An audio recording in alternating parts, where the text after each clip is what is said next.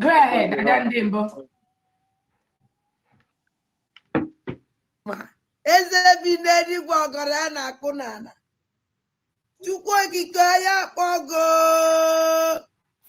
Eze bi n'eluigwe ụmụ gị agbakọnata. Nna m anyị na-eme ibe isi anyị na-eme ya ka anyị nọ na-eme. Onweghị ibe ọzọ anyị bụ n'obi ahụ njem nwere onwe. Ya ka anyị na-eji jie. Wee na-asị gị ezi Chineke biko bịa ka ị nọnyere anyị. Chụọrọ anyị ka a lawa ajọ mmụọ ajọ mmadụ ahụ kachasị ndị sabo ndị si na Biafra ya abịa. Ndị na-anụ ọgụ niile ebe a na-anụ ka ha wee fụdatị na Biafra ya abịa si Chukwu biko ọgụ ahụ nwa ya anụrụ anyị ya. Gọzie anyị Chineke gọzie ụmụ ife gọzie ụmụ Biafra niile ebe ọnwụ na anyị niile anọ. Ezi Chineke ma ana m akpọkwa gị n'isi awalida Maazị Nnamdi Kanu Ọhamadike. Onyere m ihe gbaala m ya ume were dọkịta na-agwọ ya ọya Chineke biko ọkwago ka anyị nwe onye ọzọ. Otu aka na-akpọkwa n'isi ọbata obie udu akọ mmiri na mbiko ihe niile ugoko ọdịnaka anyị eme nke anyị ji nwụrụ mmadụ ma agụ nwa ya eme nke iji wu Chukwu na m ana m asị aka ọwụna ụdọ ọwụna ezumezi ọwụna osi n'elu osi n'ala ọwụ ikpe ọwụ ibe ọwụ onye ọsọkwa anya wụrụ ndị ji ọbata obi eji awalida Maazị Nnamdi Kanu asị m aka ha gbajie asị tinyere ha ọgbaghara ebe ọbụla ba nọ na tinyere ha ọgbaghara ọgbaghara tinye n'etiti ya Chineke pịaba m ụtarị mee ka ọkụ gbuo ha na-arụ mee ka ezumezu ha niile ha saa kpọpụtara ya awalida Maazị Nnamdi Kanu n'ọbata obi ya na m otu a ka si welekwa awa COS wee tinye gị n'aka nna m ọkwago nwa wike yoo onye emekwe nke o ji wụrụ mmadụ n'ọkwago Chukwu na-eme mma onye na-enye ike ajọ mmụọ ajọ mmadụ uke mmụọ uke mmadụ ebe ọsọkwa anya si onye ọsọkwa anya wụrụ ọsọkwa wụrụ m nwa na-eche echiche ọjọọ megide ihe asụ Chineke megide onye ọbụla na-emegide COS ayo ise ọwụrụ m nwa na-emegide ya emegide m ise onye ọsọkwa ya wụrụ ebe ọsọkwa ma na-agwụ ije ọ na-agba ya n'elu ọ na-agba ya n'ala ọ na-agba ya n'okpuru ala ọ na-agba ya n'elu bedi asụ Chukwu asụ megide ekwene ka ba binye nna m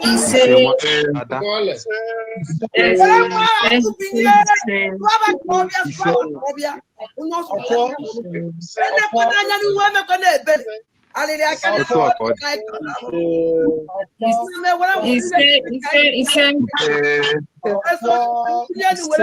weluo mgbe niile ise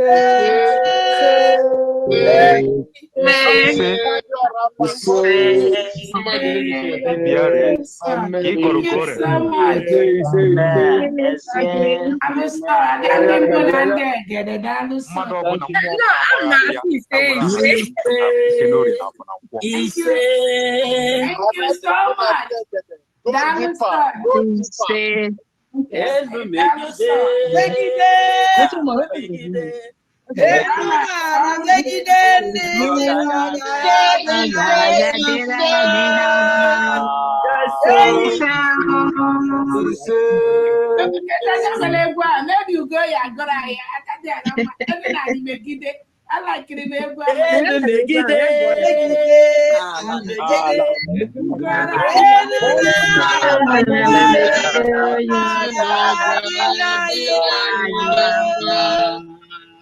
All right, thank you so much. Welcome, dear friends.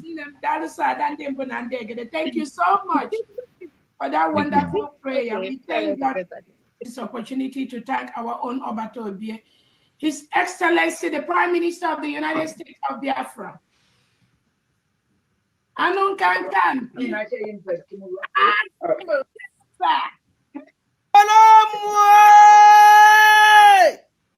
Odagu Galili, Odagu, Mua Galili Mua, Obato Obie, Uzuaka Milie.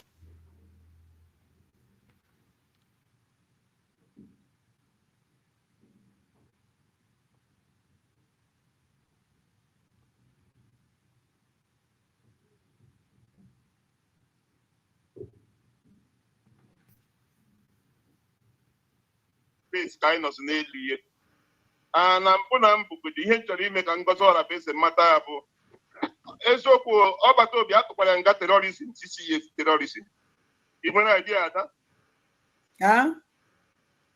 ọgbata obi Simon Ekpa Finland tụrụ ya nga 6 years for terrorism ị nwere idea okay for the thing apụtago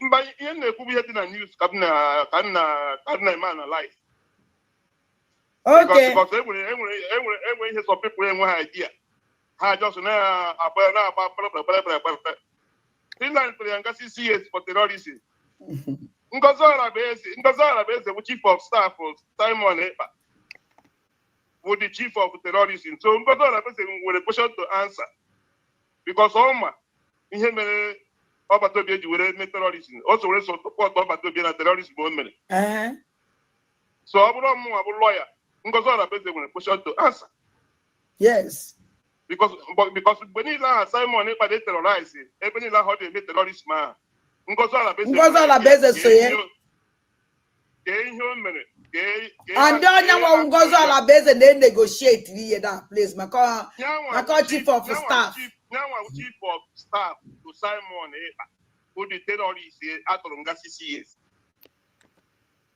then Okechukwu Nkere alias Isaiah Anyaoku who the finance minister na-eweta ego Simon Ekpa ji terrorize ndị ọ na-terrorize so which means I feel a terrorism case one person and her carry terrorism thing here like that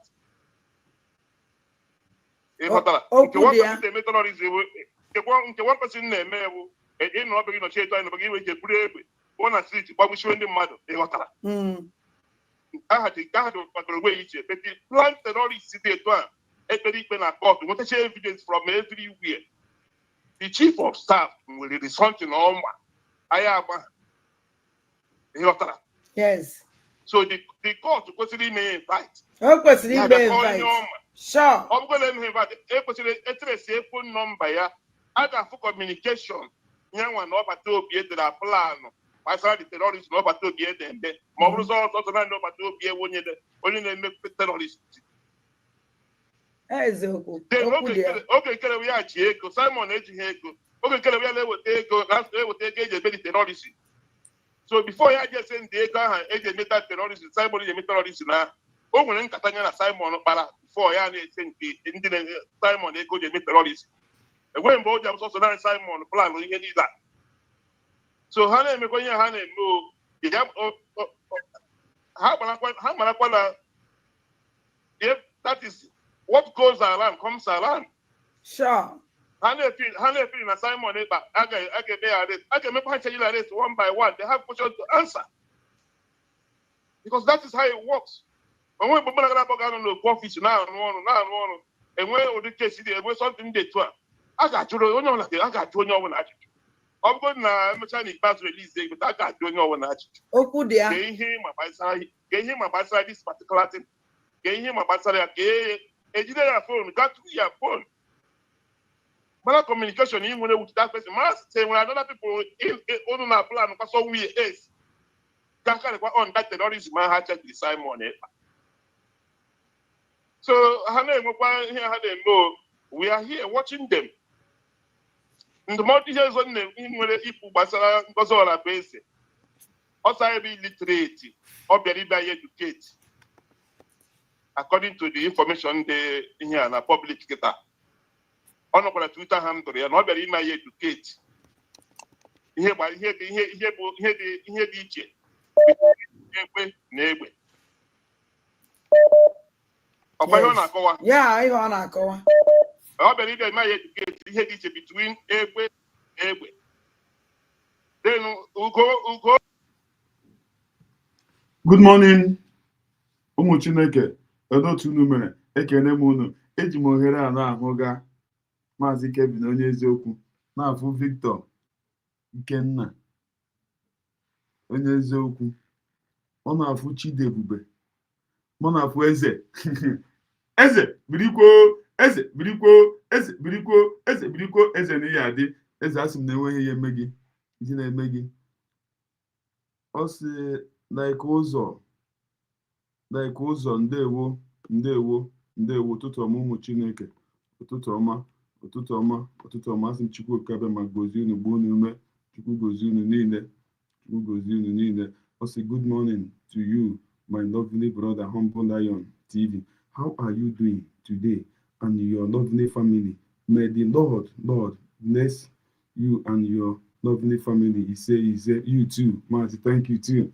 Thank you. Chukwu gozie gị. Ụmụnne m, anọ m na-elegha anya na S. Anọgidere m na S kemgbe ụtụtụ. Chee ka m ma m ga-afụ all these people si na today wo their independent. Enwe onye m fụrụ ma Sonny Akparawa. Ihe Sonny Akparawa ketere wo that man. Ịgbada man war because of the man emepere the man anya. You be now about the man war. Sonny Akparawa did not post anything concerning their independent. No just no keta that man na agbaga the man war. Enweghị ihe ọzọ. Sonny Akparawa mere. I don't know what is the problem. Then the other woman nọ na France, achọka m nnọọ, o ji ike, ọ tebe aka ọ pụrụ online now. 1 hour na ọ pụọ online. Oh God. I greet you, sir. Moisa. Official, grade official. Ụtụtụ ọma. So, echegide m this fall back people. Enwe onye m hụrụ. I will not see anything. Ma ndị amị ha ụbọchị enwere onye ka amị m bịa afọ. So, ka anyị nụgodo ihe onye amị ya kwuru, onye amị oge nkere. Ka m nụgodo onye amị oge nkere ahụ o kwuru. Ka anyị ihe o kwuru. Onye amị oge nkere a. The guy na-atọ m ọchị. Ama m ọ na-aṅụkpọ. Echegide m ndị fallback ka m nụgodo ma taa independent ma nwaanyị nọ France ma ọ ga-celebrate independent enweghị osebe ihe ọ ma na-abịa ihe ọzọ ka m mechagodi ka before ma gawa na that one ahụ unu ewere n'iwe ka anyị nụgodo ihe onye ka akwụghị maka their independent today. We move. Good day, conscientious people of the world. Abịa ya omechi anya ama ma onye aṅụ ma ọwụ ihe awụ pattern nke ya nwa nwee m ike ịkọwa abịa omechi anya but ihe awụ onye amị oge nkere ka anyị nụgo ihe ọ na-ekwu maka their independent. Biafrans, lovers of freedom and leaders of conscience. Today's date is 2nd November 2025. I want to keep this record straight over what is currently going on in Biafra land. Independent. This update is coming from the office of Major General Gentle Yahoo. Before I proceed, I want to give honor and respect to whom it is due. In the person of Triple General, the Chief of Biafran Defense Forces, Igwe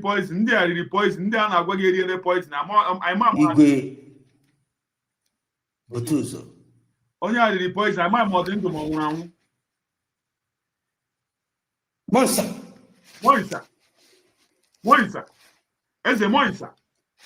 More so, I want to appreciate Major General Gentle Yahoo, who has given me the opportunity to address Biafrans worldwide over the ongoing genocide war against Biafrans in Biafra land.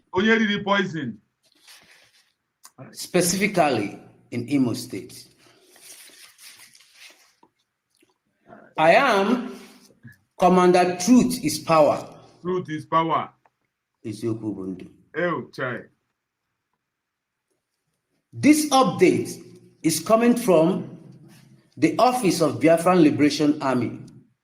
I want to appreciate and thank the President of United States of America, USA, who by the mercy and grace of God has decided to listen to the plight of the Christians in Nigeria. I want to put it straight that anyone listening to me must understand that the causes of insecurity in Nigeria are fully sponsored by the political parties in Nigeria, that is Biafran Liberation Army. APC. Nchemobira for their independent Nchemobira for their independent. Amam no here ka ọ bịara ịkọ.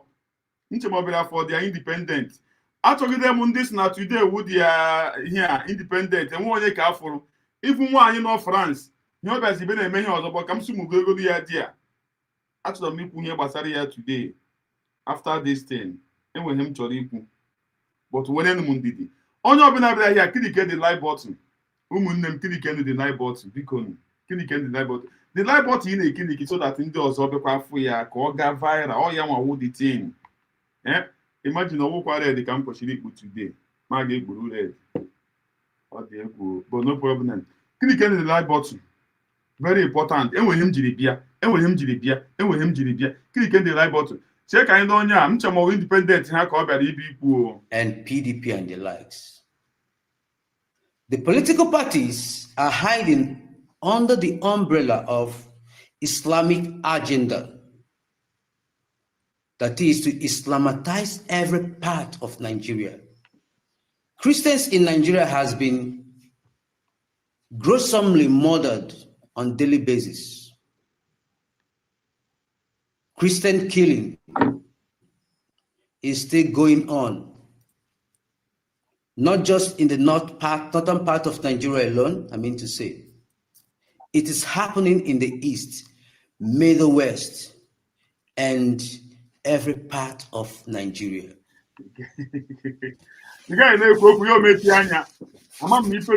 I'm using this great opportunity to intimate President Donald Trump of United States of America. Sir, you should understand the reasons why they don't want Mazi Nnamdi Kanu to be released from the DSS dungeon, irrespective of what the law have said. The leader of indigenous people of Biafra, Mazi Nnamdi Kanu, is still in the dungeon of the DSS. Sir, these are some of the reasons. Islamization agenda by the Fulani Caliphate. That's number one. Number two, the genocide against Biafran people. 3, ethnic cleansing. Number 4, exploitation and control of the rich natural mineral resources within Biafra land. Number 5, Nigerian government reintegrated Boko Haram, ISWAP, Fulani herdsmen, and ISIS into their military, armed forces, and defense. Number 6, imposing Islamic religion on ethnic groups. Independent day, huh? Independent day. Independent. That are Christian, while they say they are practicing democracy. I thought democracy is freedom of speech, freedom of religion. The last but not the least, because of these resources, that is why Mazi Nnamdi Kanu, Mazi Samuel Ekpa, and Biafran agitators are labeled terrorists. For they stand to oppose the Nigerian Islamic agenda against Biafran people. That's why they kidnapped Mazi Nnamdi Kanu from Kenya and extraordinarily redirect him to Nigeria. He has been tormented. Independent day, yeah. The question you get Nchemona Biku Maka the independent. You know, you may share the coalition. I no can just understand these people.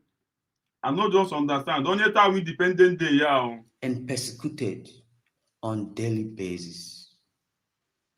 which the Supreme Court, High Court, and other judicial body, they have said this man has no case to answer, that he should be discharged and acquitted. If truly Nigeria is a democratic nation, they should obey the rule of law.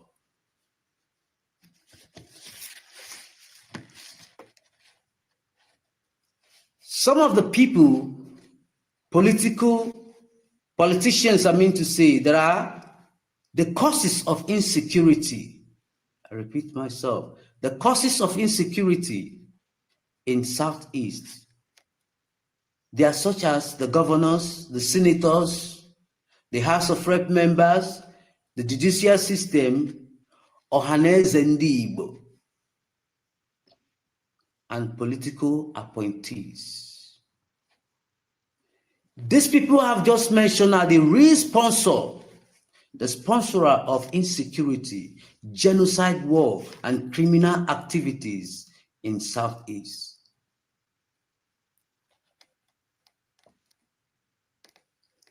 Their security outfit goes about killing innocent Biafrans in quest of Islamic agenda or Islamization of the whole part of Nigeria.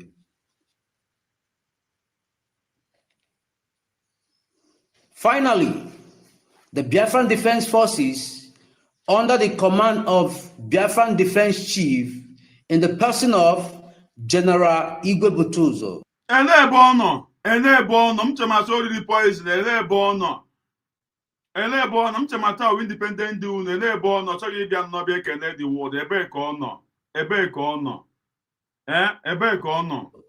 Major General Gentile the Yahoo. Where are they? Where are they? Independent Day. They are calling on Biafrans all over the world. Mbao, Genu Biafra can never answer them. Genu Biafrans can never answer them because how undi oshi? How undi oshi? Ezibo ndi oshi ka ha undi oshi ka ha undi oshi. Remedius wonye kuriya. Remedius wonye kuriya. Remedius na how undi oshi na how kidnappers and how we rebel. Remedius wonye kuriya umunnem. Remedius gurani. Before self, Mahane show you their self. Anya Basin Kitanya Magi. We are never know this year of this year. The Miss Woye Puria, Genunti. Those in diaspora to continue to support the Biafran Republic government in exile. Under the leadership of His Excellency. Okay, Kere. The Prime Minister, Samuel Njoko Ekpa. Okay. And Ogechukwu Nkere, the active Prime Minister of Biafran Republic government in exile. Funny people. As we speak now, the Nigerian securities are currently killing innocent civilians who have no arms on daily basis. Funny people. Hope, Uzodimma. You contracted the reintegrated terrorists into Nigerian securities to kill any young youth on site at Arondi Zogo, Obinetiti, and East Environ.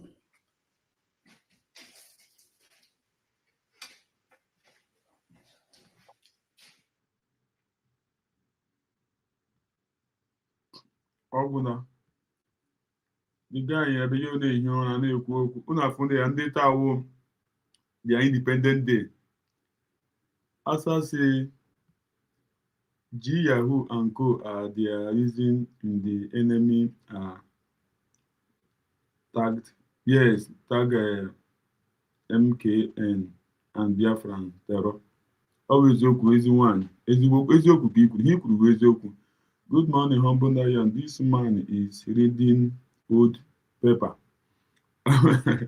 eziokwu ka i kwuru ihe unu kwuru wee eziokwu all their reason ịfụnanya ya ndị mchemata ahụ dị ya independent day ndị mchemata ahụ dị ya independent day unu afụnanya ha mere this video has been long it like last week or last 2 weeks but ọ winu mgbe ọ sị n'otu second akwụfụrụ mgbe o kwuru no second ọ winu mgbe o kwuru no second ka m megodu unu something before ma wetara unu ihe m jiri bịa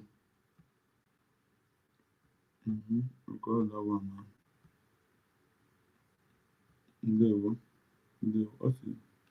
this video last month 2 months are you serious but so na-akparawa post ya na ọ na-akesa na-akparawa ka m si nweta ya na kesa na-akparawa ka m si nweta ya na kesa na-akparawa ka m si nweta ya James Chigozie ndewo ihe a wụ triple M onye nwazaga dị St. Martin na triple M Martins nke aka na mmekwu Ugochukwu 042 go choose chai this young man na-atara anyị onye nọ n'obodo ụmụ anụmanụ all the time ọ dị active asadekwe coaches na active mgbe ọbụla onye nọ n'obodo ụmụ anụmanụ wow onye nọ n'obodo ụmụ anụmanụ dị active all the time Martins triple M nke makọla m triple M nwunye gị ga na-akpọkwa gị nke m. This is 1st December. Thanks for joining me in this video. The leader of the Social Democratic Party, SDP, Mr. Adebayo, who I think is a very close person to Tinubu, has come out to expose Tinubu in a real time. You know, there are so many things. Chief Kevin na Jakarta. Biriko, Chief Kevin Eyade. Asemi enweghị ya eme gị. Echiche ndị ire na-echere gị ọ gaghị emezuru ha. Chukwu okike nọ n'ọnụ. Ndewo Chief Kevin. Ndewo.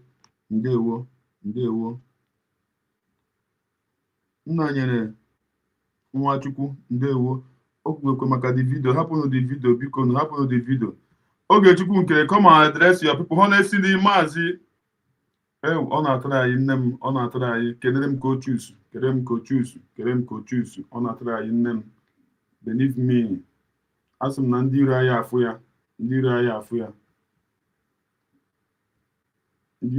ya we move 1st December.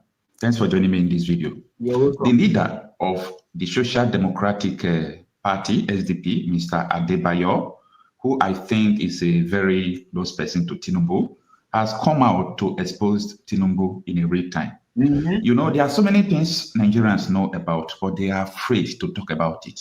But in this interview, this man did not leave any stone unturned. Anyway, just pay attention. There are some words that I want us to analyze in this interview. Take a listen. And many of the terrorists are well known. They have telephone numbers of governors. And every commissioner of police in the state has the telephone number of terrorists in that state. So I will end this scam. Oh, clear. There's nothing complicated there. The real terrorist is in the Azo Villa. The headquarters of Boko Haram is the same address of Tinubu. So if you post a letter to Tinubu, if it doesn't come out on time, Boko Haram will collect the letter and read it and pass it to him. They live together. They work together. They plan together. They share together. How do you mean that the headquarters, the address is at the villa? Because the villa, the state house, is where all this criminality is being planned. Hey! If you deceive yourself and think that Nigerian army cannot defeat the terrorists, then you don't know Nigerian army. I am not the only one that will hear this. You know, Tinubu is working with Boko Haram. If you send letter to Tinubu, Boko Haram will first read it before Tinubu. And, you know, the whole attacks going on in Nigeria is being coordinated in Aso Rock. If you think this is just because of politics or this is a game, you are dreaming. I want you to understand further what this man is saying. How many of you remember the statement made by Haja Mohammed on Arise News? Take a listen. Especially as it concerns security. You must have an enabling environment in order to do anything. So you cannot take someone that is virtually senile and another person that has been associated on several occasions with funding terrorism. That is Kashim Shettima. Kashim Shettima, we should not forget Kabiru Sokoto. Kabiru Sokoto was one of the most wanted terrorists, and he was found and arrested in his house. Let us understand and let us not forget, this terrorism, this banditry, this carnage is not just happening by mistake. It's a multi-billion-dollar industry. Hey. A multi-billion dollar industry because it takes a lot of money on defense budget. It has a lot to do with the sale of drugs. It has a lot to do with mining and illegal bunkering and illegal and illicit mining. So who is the Boko Haram in Asorok? Hey! Who is the Boko Haram in Asorok? Anyway, let us dive into the parts of the interview that I would like you to examine very well. Then we'll talk after it. What's the issue of insecurity, which is the paramount thing now, and the Constitution talks about the cardinal responsibility of any responsible government is the protection of lives and property. We are discussing negotiating with terrorists here and there. They release today, they go back and pick again. How do you feel as a Nigerian? There is no negotiation with terrorists. What you have are official terrorists and bush terrorists having a conversation. So what you call negotiation is the discussion about sharing formula between the official terrorists who bring the money and the unofficial terrorists in whose name they are collecting the money. Mr. Adebayo further said that there is nothing like negotiation with the terrorists in Nigeria. You know, when I first hear what he said, I said, what is this man talking about? Before I now listen to the rest of things he said after that. He said that the official bandits are the one in Asorok, in Tinubu's office. Then the unofficial ones are the one in the bush. So those people will kidnap, abduct school children, then the official one will come and pay the money. That what you are seeing as negotiation is they are discussing the sharing formula. Guys, if you play with what this man is saying, you know you don't know Nigeria. I know Nigeria. That is why I am not playing with what he said. It's a racket. They are running a racket in front of you. There's a lot of money in government, and insecurity is one way to collect it without receipts. That's what they are doing. They're just scamming the Nigerians. There is no insecurity in the land that Nigerian armed forces and Nigerian police cannot get rid of under a good presidential system, under a good presidency. They will get rid of it. What they are doing is just scamming you. Just that they are constructing roads to nowhere. They are building. Ọ dị egwu. Ọ dị egwu. Chei, ewere nwoke na-adịghị o mere ha kpọchie. Nwoke na-adịghị o mere ha kpọchie. Shettima is the founder of Boko Haram terrorists. He is also a Nigerian vice president living in the Aso Rock with Chief Nimbu. Oh, Aruman. Greeting, Jenu Biafrans. Ndewo, Mazi Hombonayo. Ndewo.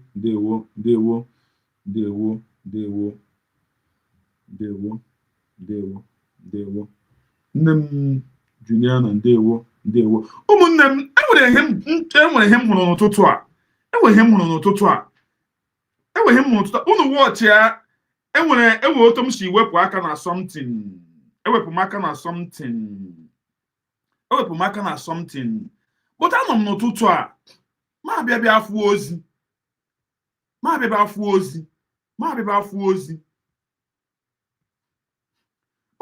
ozi. Ndewo Ikechukwu nwa Chinemere ka mbụ. Onye bụ nwa Chinemere ka mbụ. Ezigbo country. Ụmụnne Here I'm trying to play you now. Some people are not like as if we ruonya. Oh, yeah, man, this dear. But I will have this in why MG with this thing. I will do this why MG with this thing. Them talk unu kenti, the mag unu see the quenu. Can't get on to. I'm a man, I talk unu ruby. Come no, can I say, come like this. Oh, you talk and who you know, say hi. Oh, you're not talking who you know, say nay. Like 5 people, hi. Like 5 people, nay. Before you move, go animate you. Each of if we know put the thing, say hi. ABC.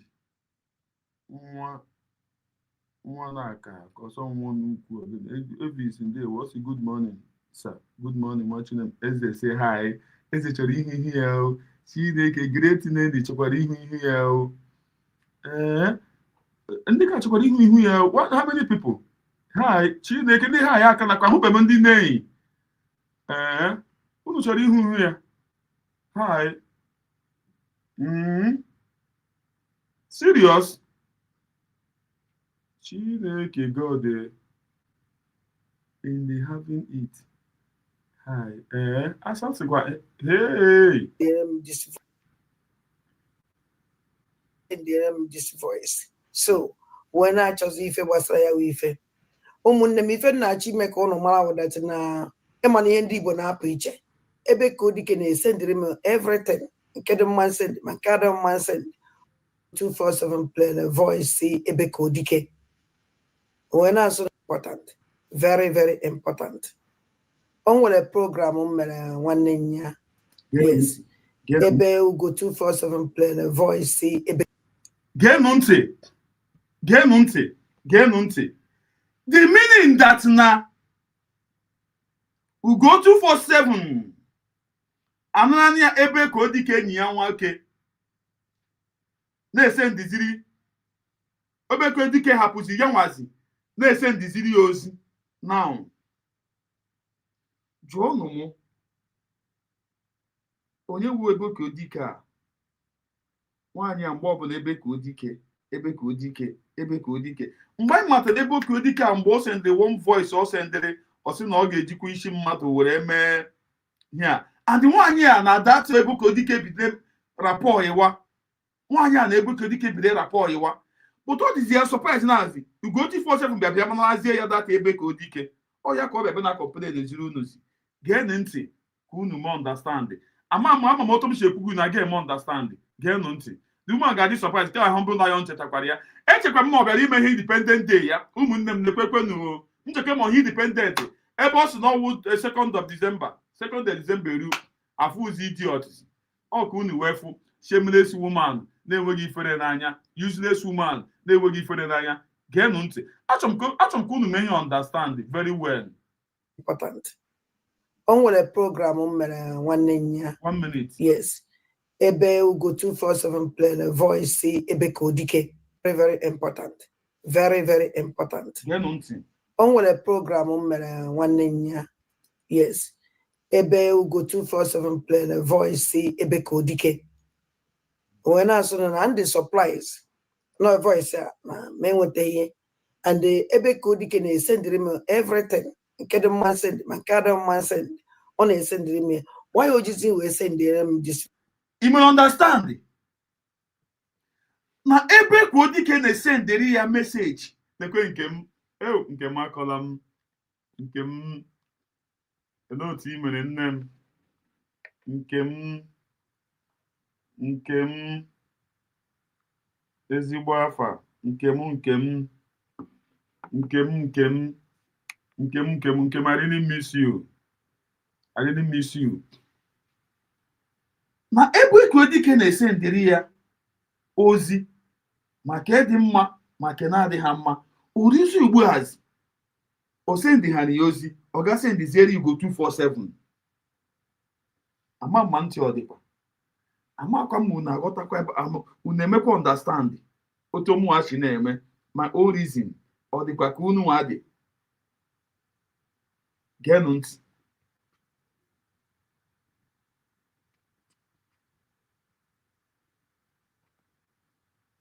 men with the and the ebe kodi can send him everything.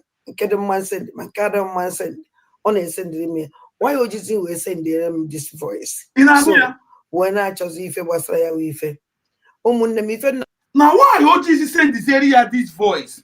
This woman, oh my this ebe kodike, and this ebe kodike on Europe. And this ebe kodike on Europe. Which you know the area. This ebe kodike on Europe. Yani had like this. Happen here on Abene Ako Keke. In my young here, no they send the area, my kedin ma make an adig ma. My mom come get me on understand. Get on sorry for the interruption. Simbana puzzle. Ikebuse Manotaka. I just enjoy one or something. The very, very important. Very, very important. On a program on one name. Yes. Ebe go 247 play the voice see ebe kodike. When I saw and the supplies. No voice men with the and the ebe kodike send him everything. Kedem man send, my cadam man send on a send me. Why would you think we send them this voice? So when I chose if it was ife. Umunne mi fe na chi make ono mara that na emani ndi Igbo na preacher. And them Igbo na make mistake all the time. But for this time, more I like can Igbo make mistake. Obodo on and build security and protect their land. Agwa gomunde by kafa yesi we protect their land. Agwa gomunde by kafa yesi we me village by village. Okwonyeta independent day ya o. Okwonyeta independent day ya. Okwonyeta si na today independent day ya. O hapụrụ nye ibi wish you independent day. I celebrate independent day ya. Na ihe ọ nọ na-ekwu. Geenụ ntị. Ọ na-ewe iwe na Ugo 247 na snatch go her boyfriend from her. Umuna by muna town to town. Otu aka ihe si wee mie. Ma onye ọ na-abịa na-asị gị IPOB sị IPOB asịlọ biko ignore that person. Onye ọ na-abịa sị gị IPOB sị IPOB asịlọ because abịa mgbakọ ihe niile agbakọ ya wee gbakọta okwu Nneka Chimezie na-ekwu because this woman has to through this woman na-send a message mana ye may understand. Although I'm read the message understand. But I'm a born na-abịa na-eche ka Holland and the Holland go through ebe kodike. Unu watch ya Nneka Chimezie na ebe kodike na work together because if Nneka Chimezie na abịa webe kwa so and I like IPOB. I trust IPOB. I hope in IPOB. So IPOB on Agwago, IPOB Chinasa Wolu DOS. And the morning or Chinasa Wolu no DOS. Eba na direct go na eba na direct go na this thing na fake Eastern Security Network. Mgbe no fake Eastern Security Network eba na direct go na Ebubago. Because all the people our leader Mazina all Nchembi se Ebubago na ọwụ here atọrọ ndị isi ngozi. Ikwugharịwakwala. Nchembi se Ebubago na atọrọ ndị isi ngozi. Ikwugharịwakwala ndị otu akwa unu furu ya. Onye today we independent day ya. Kwesịrị pụta today na celebrate independent day ya. Unu afụnụ ya. Unu ahụ na how useless this stupid woman no dey.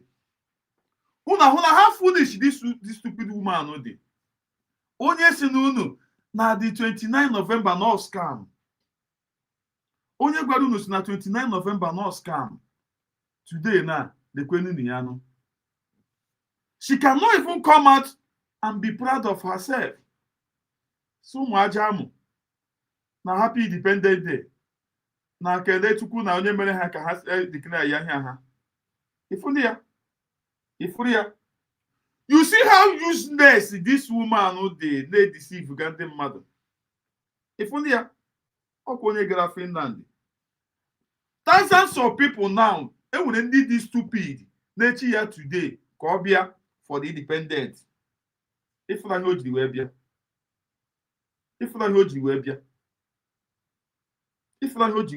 A shameless woman. a useless woman, a non-entity. Enwere ndị nwaanyị a na-edeceive because ka ahụ go today no n'ebe ha so not who today. Ka no go do at least you nwere kwuo Happy Independence Day. Ụmụ aja amụ. Happy Independence Day. This, that. Then you do bia. If to show you how useless all day. To show you how shameless all day. Obira no they have a beku. We go 247 na ebe ko dike.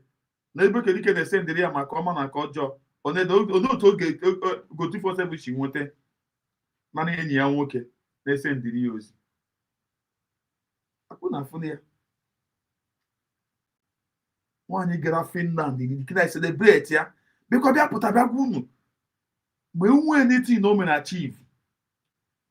More 29 November declaration. Na-emegi ya na ga eme ya ọzọ. Also not today. Then today you put look at what she said here. She did not even say anything about how bebe na atụrụ na ashị. Okunu wene ya. Okunu wene ya adadishike. Ihe megede anyị mma. Onye chịkọta ka na Biafra. Mpụta na social media ma mfụ gị ma gbanyụọ my system achọ m na-ego onye ọzọ ma ọwụ gị nwa. Na agedekwa idiot asa na-akpụ na Biafra. A shameless woman, a non-entity. That's na ya akpụ na Biafra. Nwaanyị mepụrụ ọnụ ya kwuo na ya ọnwụọ na enyi ya n'obodo ọ nọ. Without not knowing that this woman na-akasịrị ya kasị na emere ya bondage n'obodo ya. Ya ọṅụ iyi na enweghị ihe si n'aka ya pụta ga-aba n'ala nna ya.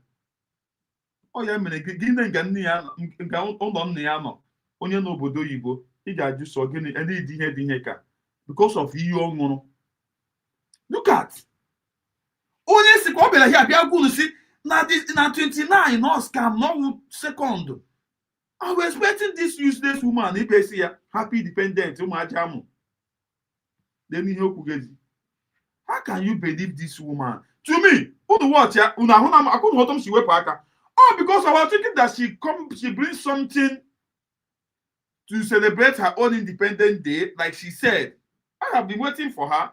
Look at what she brings. Imagine a useless woman, a shameless woman, a non-entity. If you don't name the 2nd of December, if you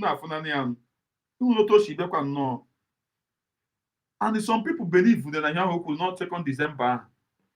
But she come out and look at what she come out. Nothing like Happy Independent. Get a platform, you will not see anything like that. To show you how useless these people they, how they are deceiving the very better. Ayochukwu now, and then Ayochukwu get made today now. What are Ayochukwu going to do today? So now, but I have never posted anything that you just so that the man you're about the man of war. And when you're the demand to show you that so now, but I will give you because of on Africa or you're on Europe. So now, but I gonna behave, you also should behave. Or Gabian a danger how they get the man. The man they make Peranya. We are seeing these people, they are not real. These people are against our freedom. God so kind, the man, listen. Maybe go away one, you can one. Maybe I food the kind of the things in one, you can one, you want. I see this is a real leader. Imagine the useless guy in Ojo. He's the one even correcting the Ogen Kere. Prime Minister. The man was so much very ashamed of himself. The man is ashamed of himself, calling a non-entity a prime minister. Also, like this. Very useless set of people. They are everywhere. They called it. Over you when go to 7 na they called it. They called only in Europe. Only in Europe like this. They pay cheap jacket to you.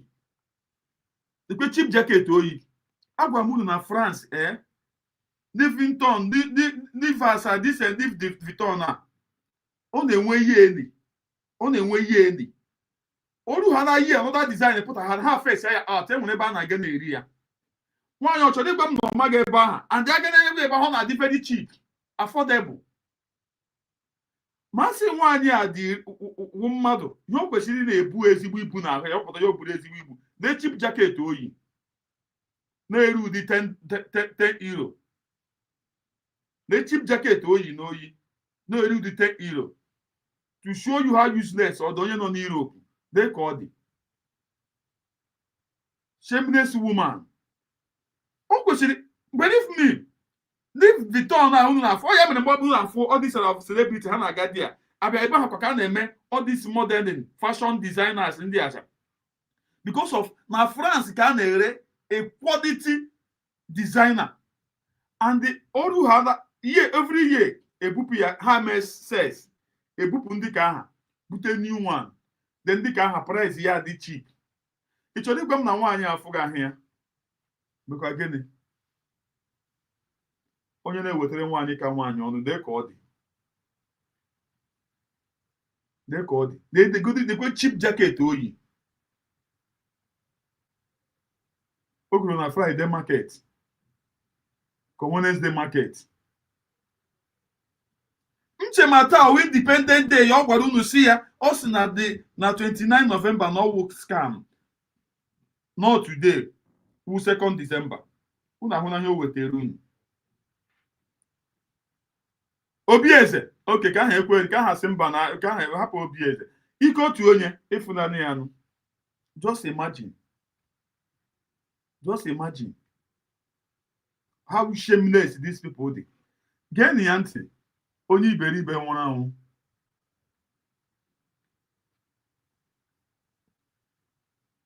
geenụ ya ntị the Eastern Security Network Chinasa Nwolu ha kpọkọrọ aha nwa nọ na Ebube Agụ Hope Uzodimma nke Ngozi Olabeze na control ọ ya ka m na-ekwusi ị ga-ekwucha ihe niile ị ga-akpọ nwaanyị ka nwaanyị ihe otu o si ti ya o tire oge ha na ma ọkpọbe nwaanyị ka nwaanyị ịmabere n'elu ihe oyi onye taa Independent Day ya kwesị dresi well onye taa Independent Day ya dekwe ihe oyi dekwe ịdị jaket oyi at least enwere dị jaket oyi dị put like this game na nwaanyị a nọ France ụmụnne believe me I swear with my life designers unu ofuru Davido ha yighe Burna Boy ha yighe ọ na France ka ha gogi ya Louis Vuitton unu hụrụ ha yighecha Gucci ya unu ha yighe ọ ya mere na France igiburu ha na original bag ọ gị yiri ha na fake na airport egide ihe akwụ fine because ha chọọ dị mmadụ were mass production be mebiere ha anya unu amaghị ezigbo country nwaanyị anọ ụjọ na-atụ ya look at how shameless dịkwa ihe oyi onye taa Independent ya she not even say anything about her Independent Day ọ nọ na-ekwu not today idiot nke Ngozi Olabeze na control and mara na amara all this Ebube Agụ dị n'ebe ahụ Fulani terrorist ndị niile a na-akpọ Ebube Agụ ọha nwawu Fulani terrorist so anybody ọwụna na-asị gị IPOB ewe na ha na-anụ IPOB a na-agwa gị okwu ewu Chinasa Nwolu DOS ihe Chibuzo Egwu Atụ adị ndị otu ihe niile ana m achọ ka ndị Igbo hapụkwa ije mee mistake si na unu na-eje hope ụmụ Igbo unu ahụ na onye unu na-ehope onye na-agwa unu eziokwu unu ahụ na onye na-agwa unu eziokwu ọ si today Independent Day ya but she cannot come out and be proud and celebrate her independence. Look at what she's saying. Onye na-agwa ndị onye na-ekwuru ndị onye na-agwa unu eziokwu. You see deceiving. Ifuru onye unu were time unu na watch ga. Believe me, master who this thing. This everything about this woman. Achọrọ m isi m ụdị ya because etigo m na trash. Egbugo m the woman ọnwụgo anwụ. Ọ dịghịzi ndụ ya ma ndụ ọ dịka ndụ adịghị. Onye na Europe look at how she look like. Onye na Europe ịmakwa ihe France ewu. Onye na Europe na wafu na ahụ. Onye na Europe unu afụna mgba Davido ha all these artists ndị agaradia unu hụrụ ha ji escort na-agaga. Also na taa wuri Independent Day ya. She rush and come out and make this video rube 2 hours now. nchemo maka independent ka okwu bịa because ọ gwara ụmụ Biafra na-ekwu ya na ọwụ second unu nụrụ ya akwa played me here. I don't want to go further and show you people. I played me here. But today, look at it. She did not even say anything about the Independent Day, y'all. How could who have deceiving a nonsense woman, a useless woman, and a lot more here, and they deceive one. All the too painful. You can bring yourself this low to this kind of person. They deceive you. You can bring yourself this low. This now I get this kind of person. I want to call it now. I want to call it. Oh yeah, now how can this person now? How can you be continue to listening to this person? Somebody going to listen another second. Or is the second always this video many only 2 hours? So many video. She did not say anything about her Independent Day. Ogana Finland. If you okay, with a phone, Ogana Finland again. They got these sweet boys. Gan no with a China. Then go end this up. Honest Nata. So that but I will take it me and no. He said that but because of how to put that man naka. The man even said that we should not blame him. That he thought that these people are in when they contacted him, not knowing. The man made regret by calling a non-entity a third to a prime minister. That's why Gekele was crying, shedding tears, that he don't know what he did to USB people. They have finished him. The only man that called him prime minister. Others are calling him acting prime minister. But the only man that called him prime minister, USB, have collected from him. Now, always idiot to call. Ogekere cannot come out today. Nothing they showed. And when one idiot or will not keep Grandma Mebon or put TV. Ndị bụ Ogekere n'ishi. Ha did hide the child in shame. That Okute TV. Ma the idiot no Cambodia. None of them again. You can't hear anything about them. Oh yeah, ukunofo. Masi Chineke na-ejite ha anyị. Agbashi ndị a nkịtị. These people can get rubbish our dream and our hope. Imagine a useless woman. Onye na-ezigbo mgbara unu believe me nwaanyị a yanwa kwesịrị iwu na-eyi onye na-eyi ezigbo akwa ma ọ pụta on social media.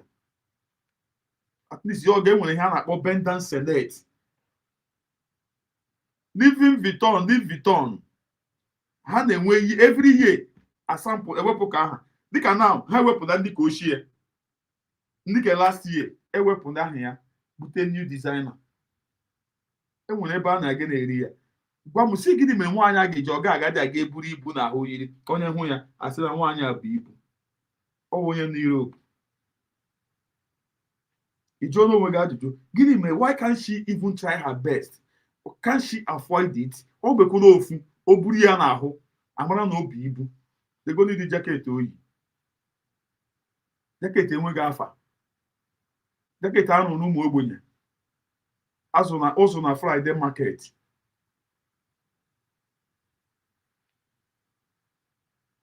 Okay, no how shameless all the Ghanaian.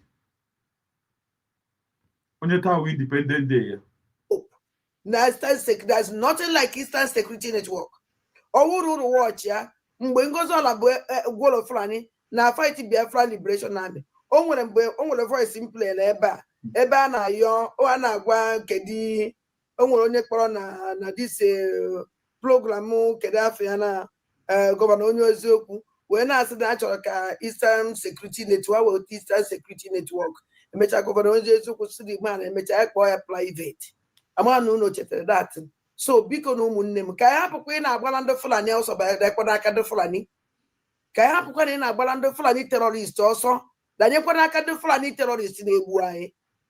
Unu watch ya Ebuba Chinasa Nwaolu ọhanwa ndị lendara osivitu osumbo ihe ọhanwa ndị gburu egbu ndị da odisi nda ọhanwa ndị chụpụrụ all these communities buchasị afa lenda ha useless lenda ha homeless chụpụ ha n'obodo fa uchinafa anaghị agba mbọ ka mara ka da ya esi na-achị azụ na their community. If you join these people support all this Ebubagu Eastern Security Network Chinasa Wolu the Fulani throughout. Marana Mana Chinasa Wolu were Muslim. Marana Malana Chinasa Wolu Aipo Poa Anagono. I walk by indigenous people of Biafra. Aipo Poa Anagono Chinasa Wolu Ebe Kodike DOS. And well anything the Faber near Bawari the Mazet and the Canono. This will play one Faber about the Mazet and the Canono. This will play more do anything instead. How I join here with you. Soludo governors. Oh no, no, no, Bikonu. Onye me put that mistake. Onye me put that mistake. Ekene mono. Una honia. Oh, onye tawi Independence Day ya. Oh, onye tawi Independence Day ya. Oh, onye bera gun. Ma 29 November. No fake. No 2nd of December. But if unanian. Ote bako just to match a program. Ote bako just to match a program. Ote bako just to no match a program. And we don't know we should happy independent. And we don't know we should happy independent. Una fune ya. Akuno fu ya. Ndi sogi ya. Kuno fu how useless you know de. Kunu kuneso nwanyị a na-eme ihe na-eme Chukwu okike ya ba otu unu niile ọkụ.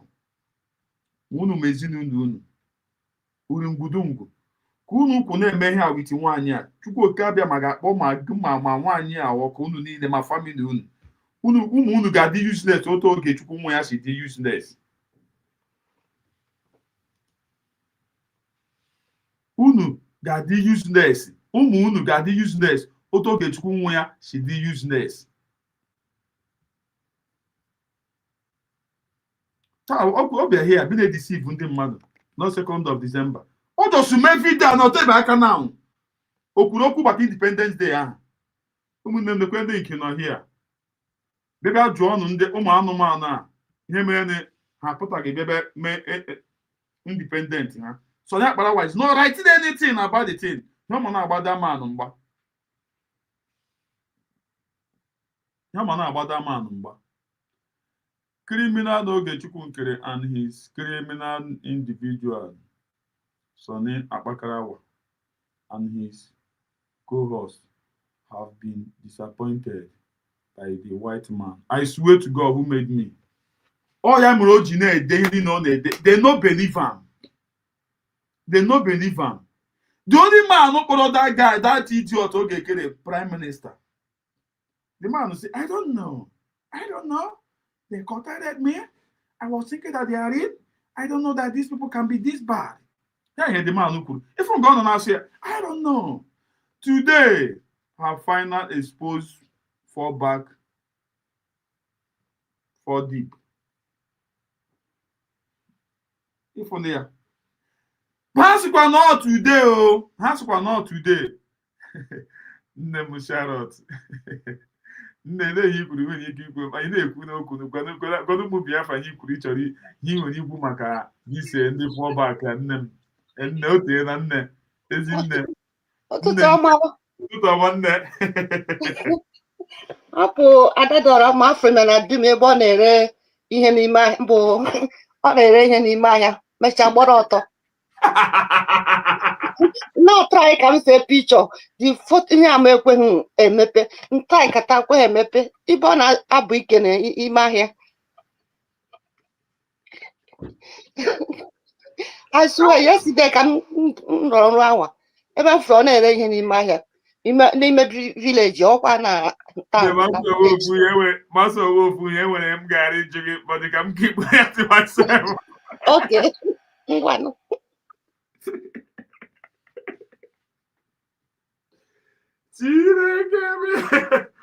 Oh, onye manụ m oshefu kwere eshefu. Oshefu eshefu akwụrụ m everything mecha ọwụ ihe a na-ekwu na to God the way efu ya na that dream ọ dị egwu to God. Now try ka m see the picture nsete picture ihe a mekwe emepe nsi ka egwu nchiwu ihe a megide ka m see picture the thing mecha The dream do too much, oh. Never believe So, me, and the dream will come true. That's The all. dream will surely come to Obechona big short to forget it. Happy. That dream do too much. And Chineke bi nna ọ ga-emekwe ọ ya emere ọ ya eme nne akwa nrọ gị ka believe me chetakwa mgbe ị rọrọ nrọ before ọgwụ ya ofe ile na ọwa egwuregwu ama m icheta mgbe ị gwara ya nwụrụ ịrọrọ before nne m yes, I want me na everything everything will happen. Nana vam na our prime minister prime minister na divilo kada kwa sendere ngie isendira m ya nne ya ka m na-agwụsị echi ya chetakwa mgbe ị rọrọ nrọ ọgwụ ya before ya ome ya ọbanduku ime ọ na-eme tins ọbanduku nne m Chineke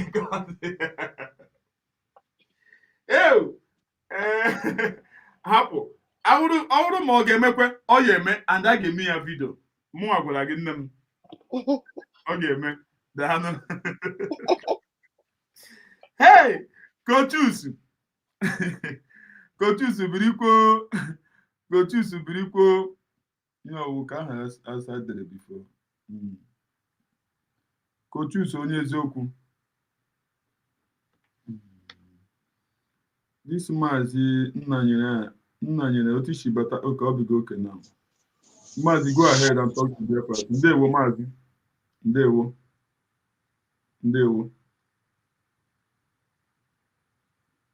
Nwachukwu ndewo Nwachukwu nwa Chineke ndewo go ahead and talk to Biafrans. Go ahead maazi ndewo Onye amụma maazi onye amụma Isa from here danu ya bado gị maka family ọ dị mma oyi a na-ekwe anyị ekwe ọya na ọ dịkwa ebe a ọ dịka ebe a oyi ebe a sef dịka ọka nke saịdị na oke saịdị gị tụchiri ike nchega m ọka Russia na ka anyị na-ada snow Russia ego gụlọ ya Russia highest na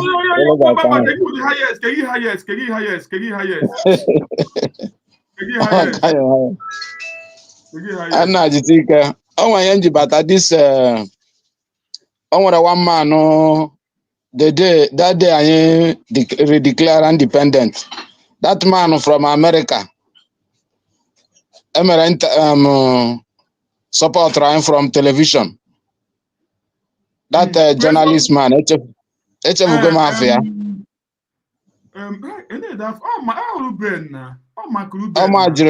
ọmajiri from television ka o ji wee speak ka o ji wee speak to us the other echefugo m afọ ya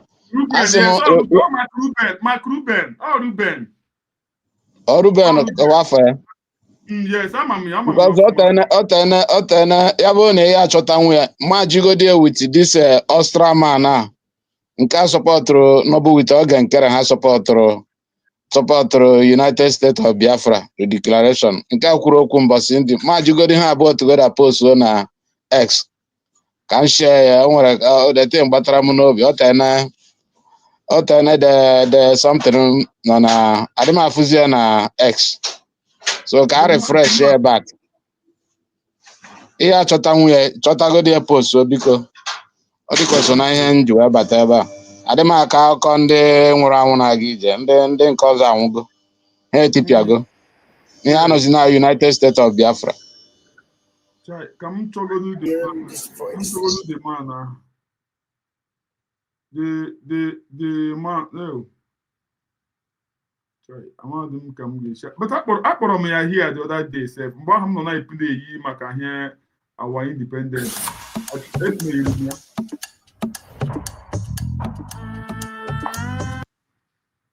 epuneghiri m ya that time ahụ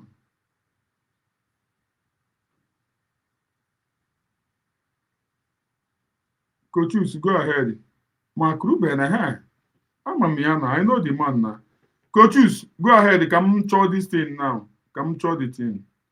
Hi. Okay, I'm not coming that one now. Sorry.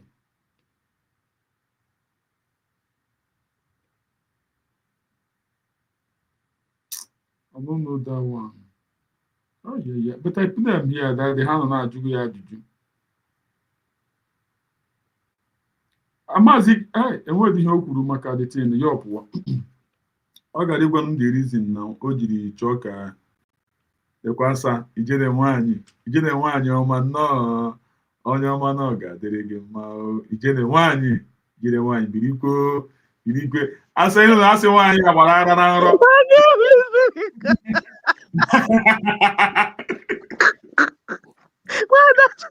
Mada chọrọ to ga-egbu mmadụ. Ma jụọ ọnụ ya ajụjụ n'ịmụ n'otu m si ajụ ka bịa sị na ya ahụ m kwuru na ọ rụghị ọrụ na o ruru ọhịa. Mada chọrọ to ga-egbu mmadụ ebe a biko. Amaghị ihe mere fonu ga ji okwe esete pikchọ ka fonu ga kparịkwa onwe ya. Fonu ga kara isete pikchọ na nrọ biko.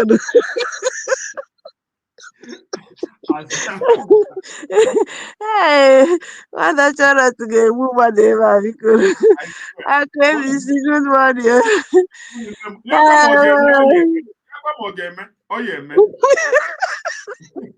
But ihe o kwuru ihe mere eme eziokwu adịkwa surprise ya nwụrụ na nrọ ya ahụ ihe kwesịrị ime n'ihe.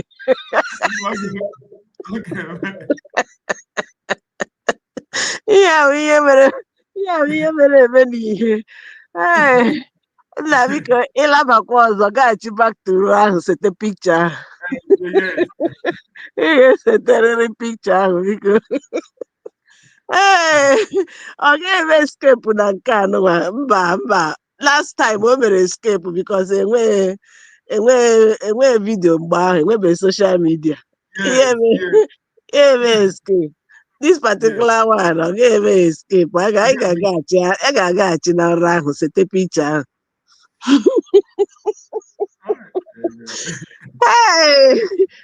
Ọ dịkwa ego ndị fọbak ha fa Biafras, good morning.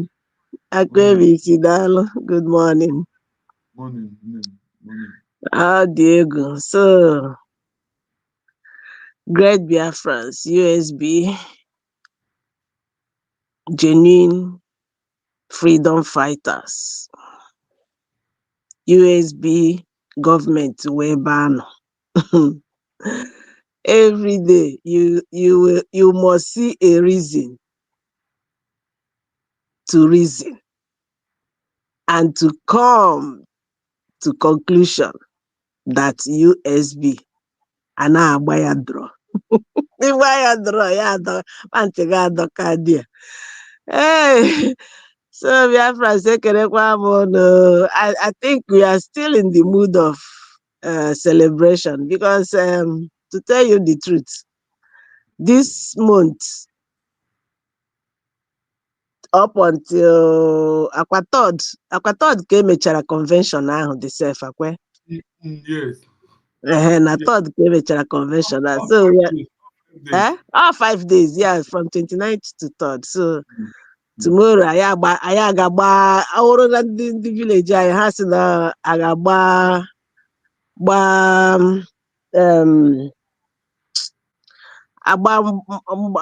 mgbacha mmọnwụ ka otu anyị si akpọ dị ya sef Chineke mgbe ajara the day a na-emechi ịgba mmọnwụ a na-akpọ ya mgbe ajara day. Nna ịbata n'ọgbọda dị ihe a na-apịa adịrọ mma, ihe ndị mmọnwụ na-apịa. The last day a na-apịa. Ihe ndị mmọnwụ na-apịa adịrọ mma. So anyị na-akpọ ya mgbe ajara dị a na-apịa tọtọ mgbe ajara. So tomorrow anyị agbachasịa dị egwu mechie akwụkwọ chewekwe next year. Ndị asịrị ha na-akọkwa. Oh, so my people, daalụ na ụmụnne m Chukwu okike abịa ma it's been a while. It's been a while. ABC. Ask me, Amara Gemma. I really want to start with that Okocha video. That Okocha video. Should I repeat it? In fact, boy, honestly, boy. Okay. Yeah, Dal. No one, I will do that. Biafrans, akpọ n'okwu ahụ. Ụmụnne m nọ na studio ekenekwa m Kochuks afụrụ m gị ezi nwa afọ ka ị bụ. Ọ gị nwa bụ ndị ahụ Maazị Nnamdi Kanu si ndị a mụrụ maka Biafra. Ị nọ ebe netwọk na-adịghị easy to get, but you are consistent all the time. Mana space everywhere, mana Zoom everywhere. You don't care about data. That is a consistency all top notch. Kochuks, I salute you. I salute you. I salute you. Watching Dalo. Jisike. Dalo nam. Yamara Gemma. So when you give me go ahead, then boy, so that I will explain something there. Dalo. Okay. The leader of the Social Democratic Party, SDP, Mr. Adebayo, who I think is a very close person to Tinubu, has come out to expose Tinubu in a real time. You know, there are so many things Nigerians know about, but they are afraid to talk about it. But in this interview, this man did not leave any stone unturned. Anyway, just pay attention. There are some words that I want us to analyze in this interview. Take a listen. And many of the terrorists are well known. They have telephone numbers of governors. And every commissioner of police in the state has the telephone number of terrorists in that state. So I will end this camp. Oh, clear. There's nothing complicated there. The real terrorist is the Azovila. The headquarters of Boko Haram is the same address of Tinubu. So if you post a letter to Tinubu, if it doesn't come out on time, Boko Haram will collect the letter and read it and pass it to him.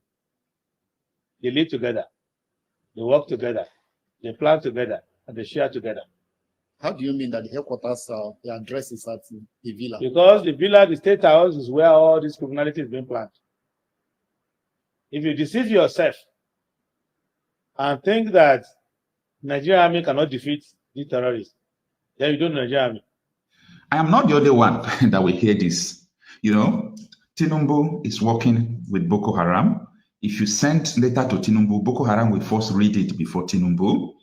And then, you know, the whole attacks going on in Nigeria is being coordinated in Aso Rock. If you think this is just because of politics or this is a game, you are dreaming. I want you to understand further what this man is saying. How many of you remember the statement made by Haja Mohammed on Arise News? Take a listen. Before the woman security. Before this woman, there is something Biafrans I want you to understand in that video. Maazị Nnamdi Kanu was saying all of these things. They call it hate speech. They call it all manner of. Some people were not paying attention to details. Maazị Simon Ekpa, oh sorry, I said Maazị Simon Ekpa because Maazị Nnamdi Kanu. Maazị Nnamdi Kanu, the prophet of our of our time, always say all of these things, but nobody pays attention. They do pay, they know, the people that knows anyways. But some people, haters, they were not paying attention. They call it hate speech. They call it all manner of nonsense. Now, he was the first that said, Shetima, vice president now. No, Yanwa founder of Boko. Yanwa founder of Boko. And the same Shetima wonye voice ya leak with one Yoruba politician. Most of you may remember that voice. They were talking about how to remove Igbos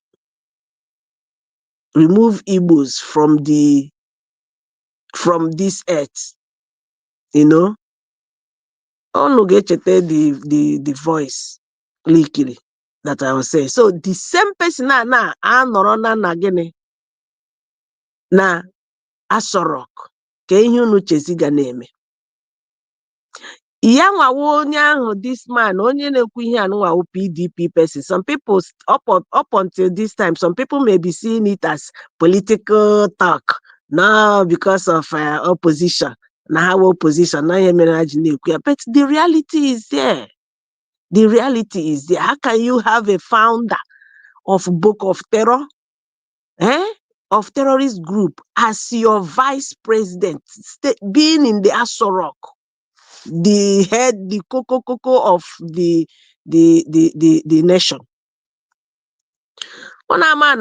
So when this man said in a coded language that Boko Haram, headquarter of Boko Haram, Nona Villa, Aso Rock. Now when the letter, he sent the letter to Tinubu, the president, the Boko Haram, the terrorists will first of all read it before Onishi. I'm telling all this one Nigerianist. You people should wake up, and you think they will curb this insecurity, this insurgents. You think such people with any plan for that? Now listen, the woman there now said, and Tinubu said, confided in her, that any template to curb or stop these insurgents. Why? Because they will kill him. Who will do that? The founder, Aso Rock. You see why he is tied like Oshishi that he cannot do nothing. All they will be doing to you, the more you look, the less you see. The one Nigerianist na ya type rubbish. The only way out, separate from this evil ancestors. You could remember during the time Emery election, Tinubu the busy now say Emiloko, it is his turn, it is his turn. It's not about what to do to make Nigeria better. No, it's about his turn, about his selfish interest. Omere campaign kibe. No campaign because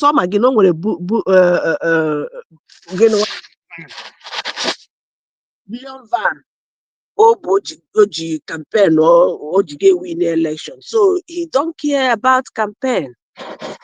He don't care about campaign. So such person can trust or to come and do what? To stop insurgents. One day, I pay for here. I got to give like that. I'm gonna get worst. So I gonna equip this thing, but people will overlook this part.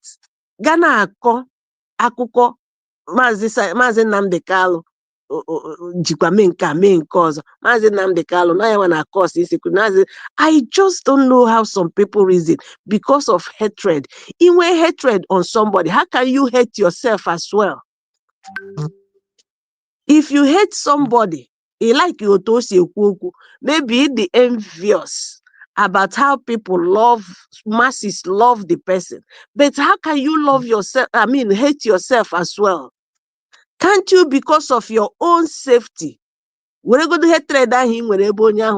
aside and reason with what the person is talking about. Take the message and run with the message. Forget about the messenger. If you don't like the messenger, can you take the message and run with the message? Do something with the message. Make meaning out of the message and forget about the messenger. It's good that all of these things surface now. Okwu Mazi Nnamdi Kanu and Mazi Simon Ekpa on a court. To tell you the truth, time and season on a favor the innocent. Time and season, they favor the innocent. Always favor the innocent. Who can say it's a coincidence that this thing Mazi Nnamdi Kanu have been telling us all this time surface globally, not in international desk, and they about it at a time their case no na rub shoulder na court, both in Western world and in Nigeria. If we go, so Mazi Humble finish this woman. Dalo. You must have an enabling environment in order to do anything. So you cannot take someone that is virtually senile and another person that has been associated on several occasions with funding terrorism. That is Kashim Shettima. Kashim Shettima, we should not forget Kabiru Sokoto. Kabiru Sokoto was one of the most wanted terrorists, and he was found and arrested in his house. Let us understand and let us not forget, this terrorism, this banditry, this carnage is not just happening by mistake. Mazi Humble, Biafra so nwere ihe unu nụrụ ịma na nwaanyị a na-ekwu okwu na-agba ọsọ. Ọma mma onwe ihe unu nụrụ here. Ka na to tell you na ihe niile a nwe isi crooks, ndị oshi criminals, ọha nwawo ndị na-achị ụnụ. Bụ ndị one Nigeria na isi anụnwa na-abịa na platform ndị na-achị nwere onwe ha na-akọ rubbish. Are you listening? I don't know. Are you listening to this woman? Onye isi ndị Boko ka nọ na-achọ ebe ahụrụ ya na nke onye na nke this Shettima who vice president now. Oh God, what does that tell you? Today, enwe ihe mere onye ahụ. Today, enwe ebe unu hụrụ aha ngere ya or ebe unu hụrụ sentence ya life imprisonment. But I made that thing very ordinary, very easy to pronounce that on MNK. Upon age, there is somebody a notorious terrorist no law Shettima, cause all Sherima. No law Shettima. Today, that Shettima is being celebrated as the vice president. Now, Nigeria is a joke. Nigeria is a joke. It's a joke. Even all these things is what will make people to rise up. Everybody at a time will use one voice and say, enough is enough. Enough is enough. Let there be no Nigeria anymore. Only one to your tent, O Israel. Before ever, as our Nigeria, and when Arewa, where Oduduwa, where Biafra, can it go back to that the way it was before? All these things, so Hanano, they cannot use this thing Hanano now. Where is it? Where the same thing, one voice. No, they will leave all of this talk, all of these things in the very deep. They will go against Mazi Nnamdi Kanu, Mazi Simon Ekpa, na East insecurity. Who is bringing insecurity? And let me use this opportunity to send the same message to those Igbo Eflefus, both educated and non-educated, Ebo na kachanjo what these people were educated. I saw a lawyer, one idiot, a woman who saw a lawyer that should know better. Now saying Nnamdi Kanu, now I am across all the killings in here. Do you realize? Can you recall? Can you tell yourself the truth as a lawyer? More no way a quack lawyer. Is a lawyer. Can you recall that IPOP, when they started, they were only carrying their placards. They were only carrying their flags. They were only singing, clapping. Oh God, Amamotesi called the akokao. Amamotesi amepen their brain called the akokao. Why is it that people will always front their anger, front their hatred with their anger, and they will be talking rubbish? Because instead of starting from the beginning, how we started, they will start from the middle. They will start from when IPOP started defending themselves. Forget is when they were all vulnerable. They were carrying nothing. Anebuha ka ijiji. Anebuha ka animals that are helpless.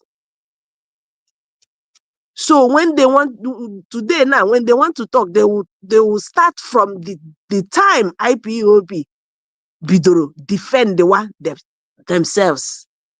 Defend the one themselves. That's where they are starting. But anyway, the whole thing is that I just don't know. It's just that those people, even if you tell them, even if they don't know, and you are reminding them how this is, they will still be arguing with you.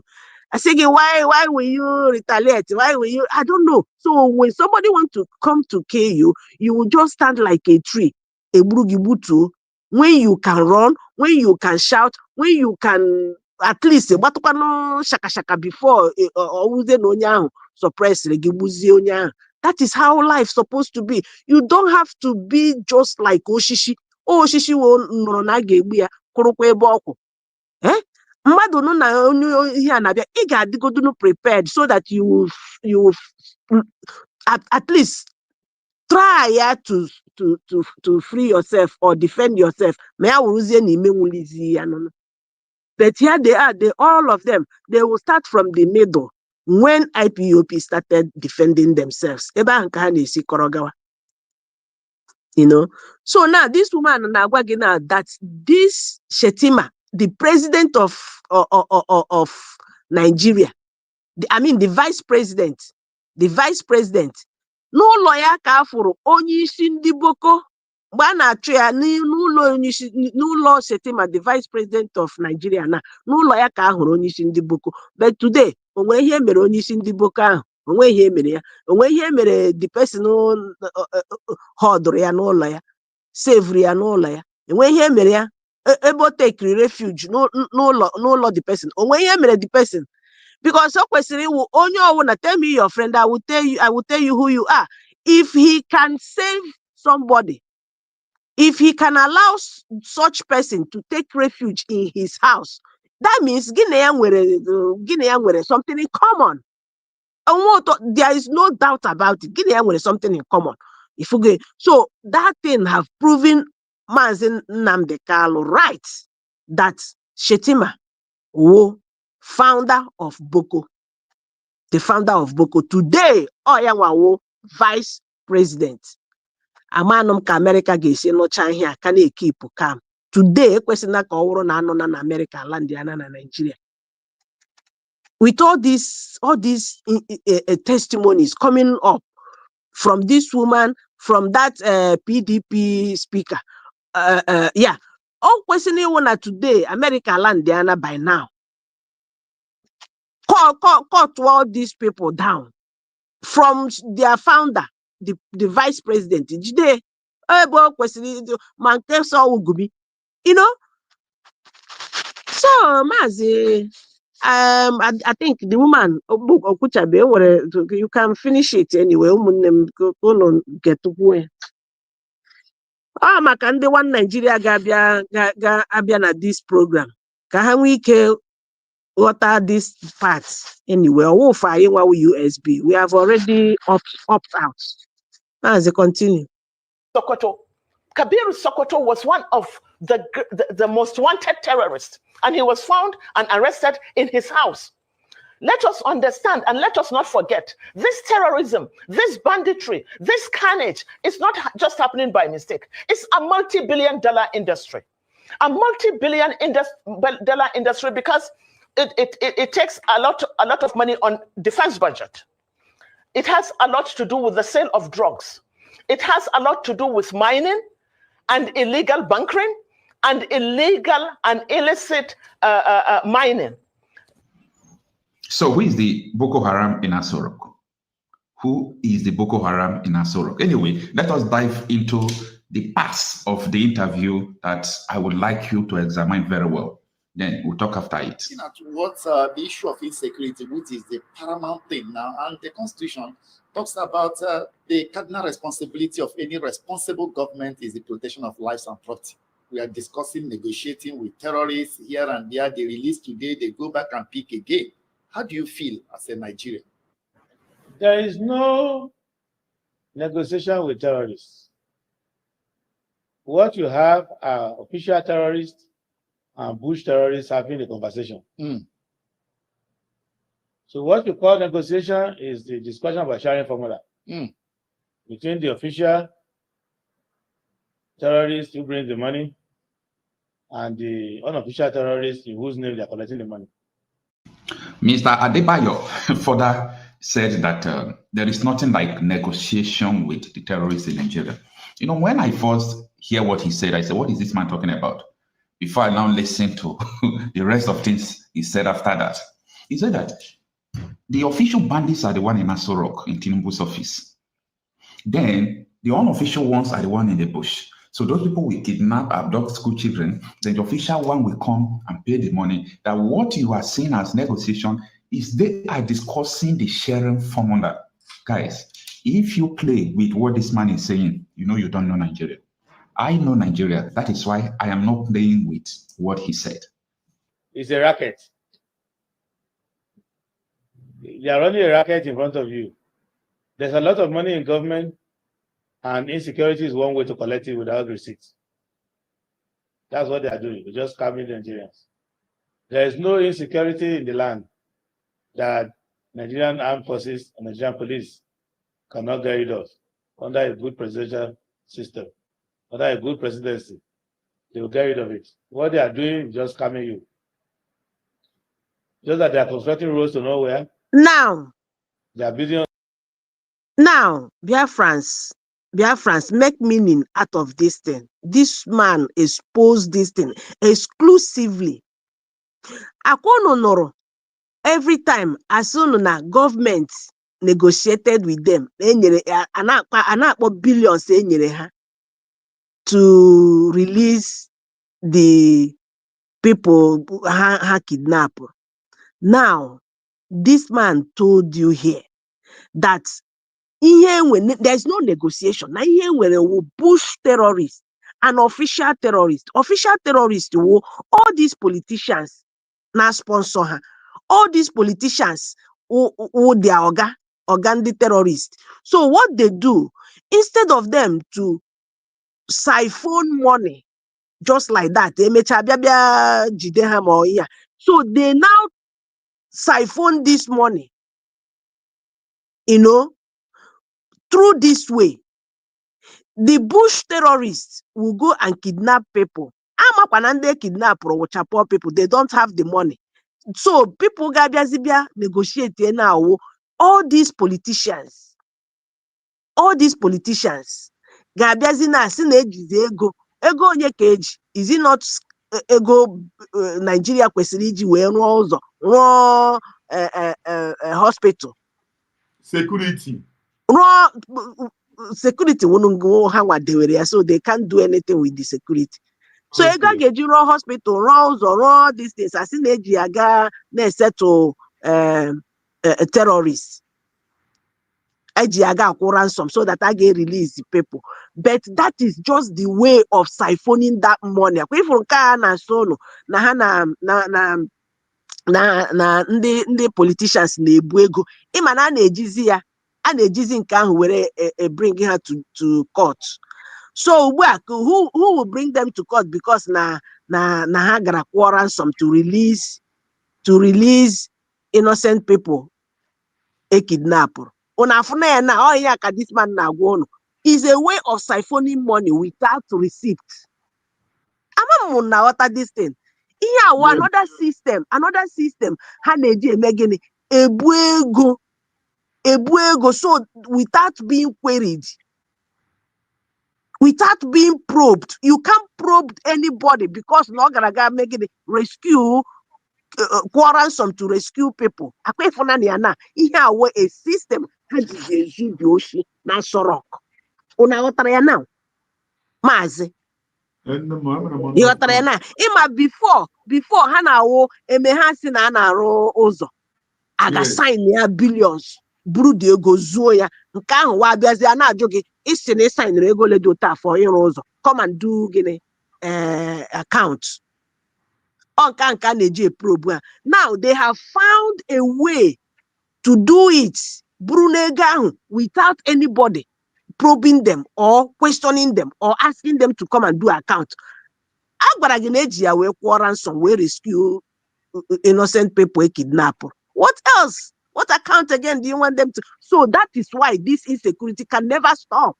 If we're going here now, here would their easiest way have find to siphon money, billions and billions of money from Nigeria, from account from task from everything. They go borrow on the China. I got borrow go na China. They were I got may arrangement. I got kidnap poor people. Where I got ransom. Then I may say Hagazegapa a you can't look for it again. You can't probe anybody again. Asking again ransom. What else are you probing the person for? You understand it now? If you go, that is why the insecurity keep going. And when you keep say, and I am the stop America already because they know they are using them to siphon money. Or who no is here insecurity create. That is why they don't want any American to come and help them anything. Oh God of Israel. That is why Buhari Juwenwo Akovaya up. Under your nose. Akovaya up. Have you asked yourself, can you many use ya against Mazin Nnamdi Kanu? Onwebe kutere ya ekute.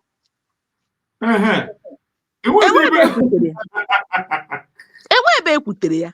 At all.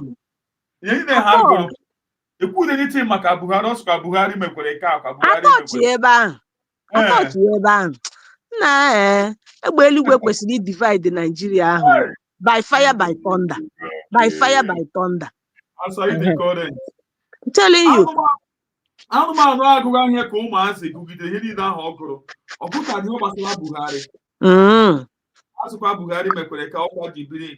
Mba, agagụkwana ya nụ chọrọ ime hite ọnya ka ahụ wee ime ha ọnya ka ebidozie short egbe eluigwe gbaa ka iwe Nigeria. That's all because ihe nke ọ ga-ana beyond human being, beyond repair.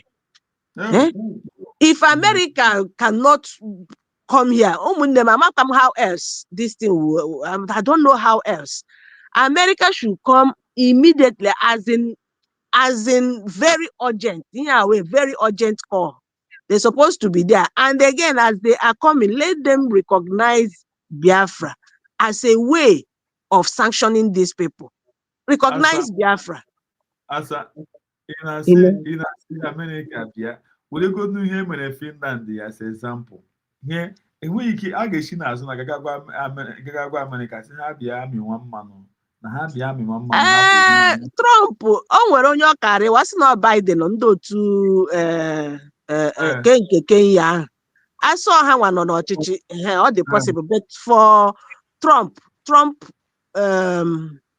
administration I don't think they will do such a thing. I'm telling you, I don't think they will do such a thing. Trump, I take a section for that. People want to develop their country. They want to develop their country. Then abịazie to Lasuba na-ebe akwa na anara ya enyi ya nwoke.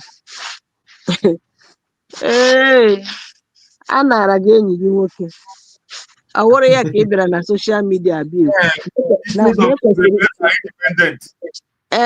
Ekwesịrị isendịrị gị vidio na o sendịrị gị ọ ga sendịara ya Ugo 247 then gị dịzie jealous iwe imagine iwe ewewe ya ya dị jealous ya na-ewute ya after everything you left her.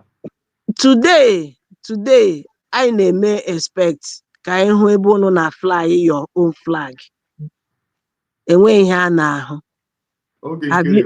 Is it not obvious? Is it not obvious now that all of you have bowed to 29th of November 2024?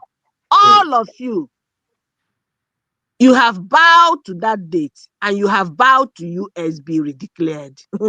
It's not a way the more to talk about, honestly. So as a mara na ye ma ụmụnne m. Ọ nụrụ ka ara nwanne ya daalụ maazị. Kochus ekwu anya ọnụ.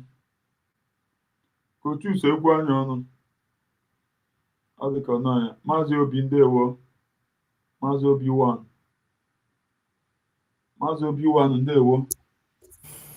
Thank you. Good afternoon from my end.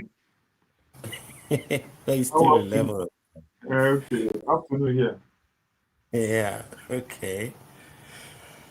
Thank you. And Ekenedili, everybody in our studio and the comment sections and whoever it may concern. I think by now that anybody that is still or about the problem of Nigeria and you could say that now and you start talking about how to fix Nigeria. Man, it draws serious because the foundation of the country is not hard enough to hold the building. It's not solid enough. And if you can remember when America said that Nigeria will stop existing by 2030, you can see the signs. All institution is down. You can understand the reason why they committed fraud during the election time just to get to power in Miloko. Because last election, there were so many fraudulent activities during the election. Just like Igente, what this woman is saying now. Because now, the reason why when you see crime, you report crime is because when you see a crime being committed and you did not say anything, you become an accomplice. You'll be arrested for that. So I don't see the reason why after a terrorist was caught in a senator's house, I think Shetima was a senator then, or government official or a governor. I don't know what he was. Governor. Okay. And now the person on our church, he flew governor. And a big governor actually, and by now people are not saying anything about it. Even during election, the same guy was saying something about Okwandineku One Nigeria, about how much you can sell the land in Lagos to a Yoruba person, to the northern person, and to an Igbo person. The same person, not almost, which is not almost the second man, I should say that, in the government of Nigeria. And everybody just kept quiet. What does that show you? That Nigeria is a failed state. Failed state to the extent that it won't any militarism for that country. During an election, anyway, a percentage that you have to get, and also to win Abuja, having probably more than 25% in Abuja.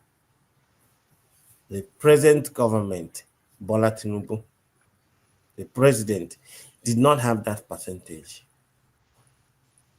He didn't get up to that percentage or win all those states that he was supposed to. It did not happen.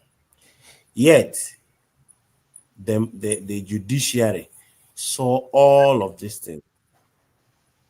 Just exactly what they did in Nnamdi Kanu's case. They saw all of these things. Yes, they gave a bad judgment. So how are you expecting the country to work?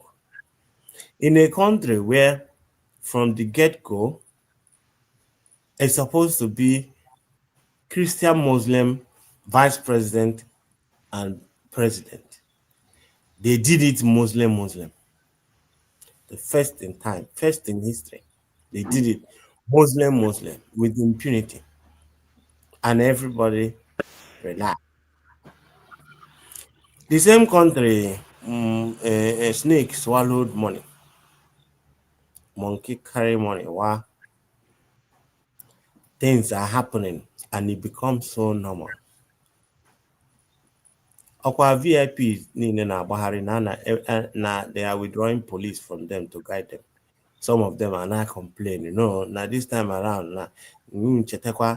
that na the Boko Haram and terrorists that they will now start going for the bigger men, the VIPs. And now could I withdraw our security.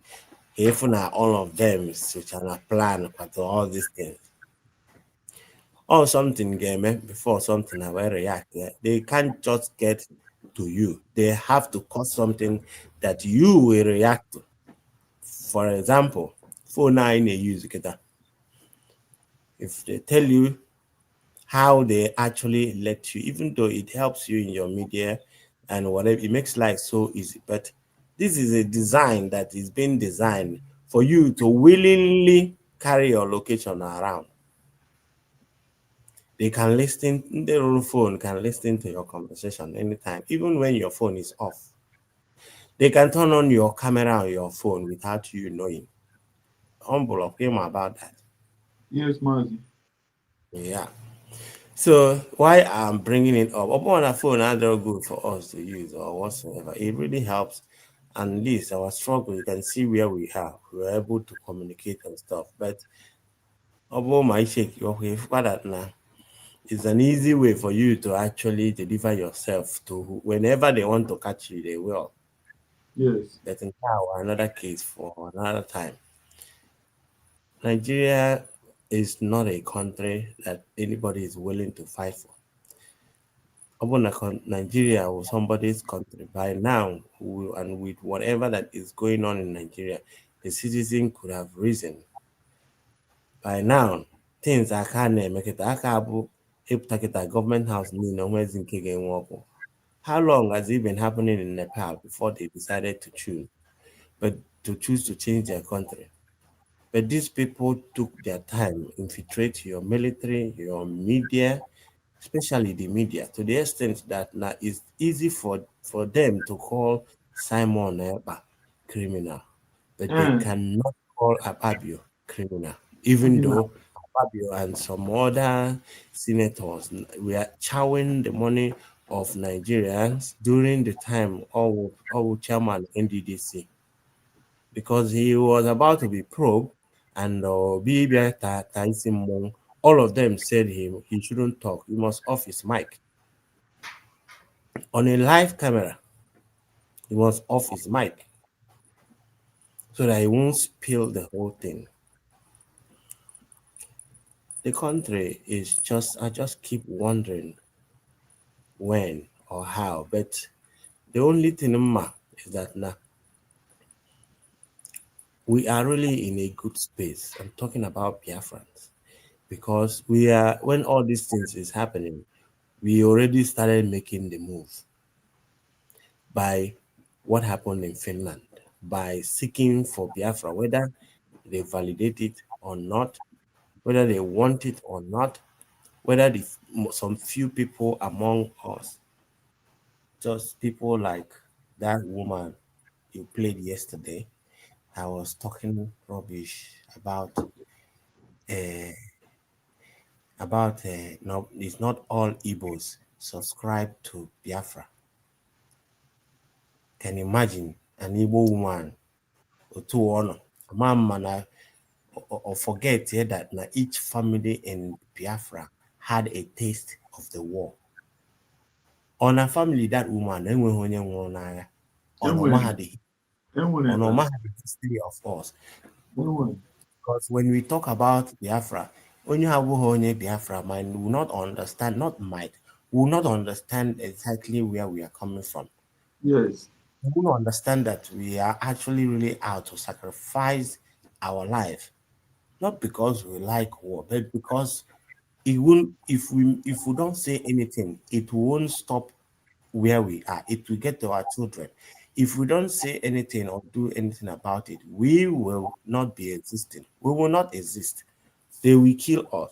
So better you die speaking or not speaking, and yet you still die. Yes. Which one do you choose? So what come that you put up a fight? Put up a fight. Come on, say I could do, but you did something. Onye ba ogun papa hanolo they push to actually try to do something. Man onye on Fulani to name, because you cannot sit down and look at your parents citizen and you remember that there was a time that they suffered for what you are suffering now, and they tried to stop it, yet but they could not do to, probably because of they don't have the tools and mechanism to do that job. Then the same thing repeated again, and you're in a better position to do something about it. You decide there to be lazy and not do anything. All you do is to castigate the effort. Another person because so rooted the effort towards you. That Igbo woman on call this thing now. All the same way a girl on there's no Christians in genocide na they visited her. She died. Only Ochema ndị Fulani ọka tere aka na ọ ya etecha aka before olute ebe ọ nọ. Ọma na ha nọ n'azụ ya abịa. This one is auto something kwesịrị na-eme. Ọ nọ na-ekwu na na-enwe Christian genocide. Relax ya, nọ ebe ọ nọ. Ho wee nwee traffic na page. Na people wee bịa na dialogue. No, Chineke kpọkwa gị ọkụ. Onye ọzọ asịkwa na nwaanyị ga-esi Chineke kpọọ ya ọkụ. Ha na-egbu ndị Muslim, a na-atụgharị ya okwu. Comment and share. Political ka ewe onye bịazie ka a sị na a na-agba war na your page, just like the same thing ọra mma na-eme, without choice na-akọ something concern. If eziokwu ihe ekwu for your own safety. Somebody said something here that why must you decide to take the messenger and forget the message? Why? The same phone in can tell you wrong message. The same phone can still tell you good message. Why don't you just forget the whether more Nokia 3310 KGK or Samsung or this thing? It collect easy phone in a way, because no Samsung we hear the message from again a Samsung and forget it's just a phone. the message is quite different from the make of the phone. You forget that what is it that Ngozi Arabeze is talking about, or for your own safety, call for her own safety, call on her talk rubbish. You just keep having personal hatred on a person, which you know that we have a collective threat coming for us, a collective threat that is not going to spare you or your family. And uto the other Rama. Other Rama wish can the Fulani bata Miss Sofia. Swandi Sofia in Aku because I happy they out there. Oh, him and all these things. So, I like come on, this Sofia. I home na ha je bụpịa na hall pịa ya ịtarị gbagharịa ya n'ahịa maka ọ na-eje na-abịa n'ubi abịcha ka ihe mere onye ọzọ arụgokwa nọ ebe ọ bụ ọzọ n'ahịa ofu ọta this one go work ofu ọta anụma nnọọ maka so n'ihi na mgbe a na-eri ọzọ n'ubi abịcha ọ yiri akwa ya ofu ọta so I like ndị Fulani bata n'Isuofia bịa sụọ ndị Isuofia akwụ revenge area so ụmụ aja na onye mere o ji kpọrụcha ọfụkwụ ewu ekita anụ ọ ji kpọgote nwa ya nwoke nke a mama afia na Ogechukwu ọkpọkwuo ya onye ya wee oye eti wee baa Sudan gbagotekwo that place man ihu niile na akọzikwa ya mpụ because I cannot see a reason why you can actually one day and realize that you got the problem with Ngozi Arabeze. Is Ngozi Arabeze the problem in a book about it now? Now, why can't you have a collective voice to actually secure our place? Next time independent, almost all the 40 states go see that. At least when men no corona about security, we protect our land. Come here, assist no we come I need some expert or whatever. But with your support, it will start expanding. It will start expanding. She still come out and started sabotaging them all. Yeah. Expect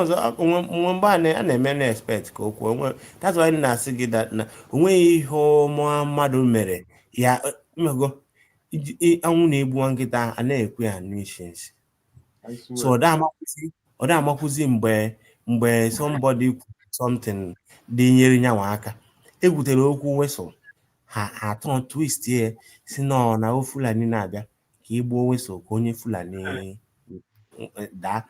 I forget to say that in the 18th centuries or even by then, police now they use a whistle.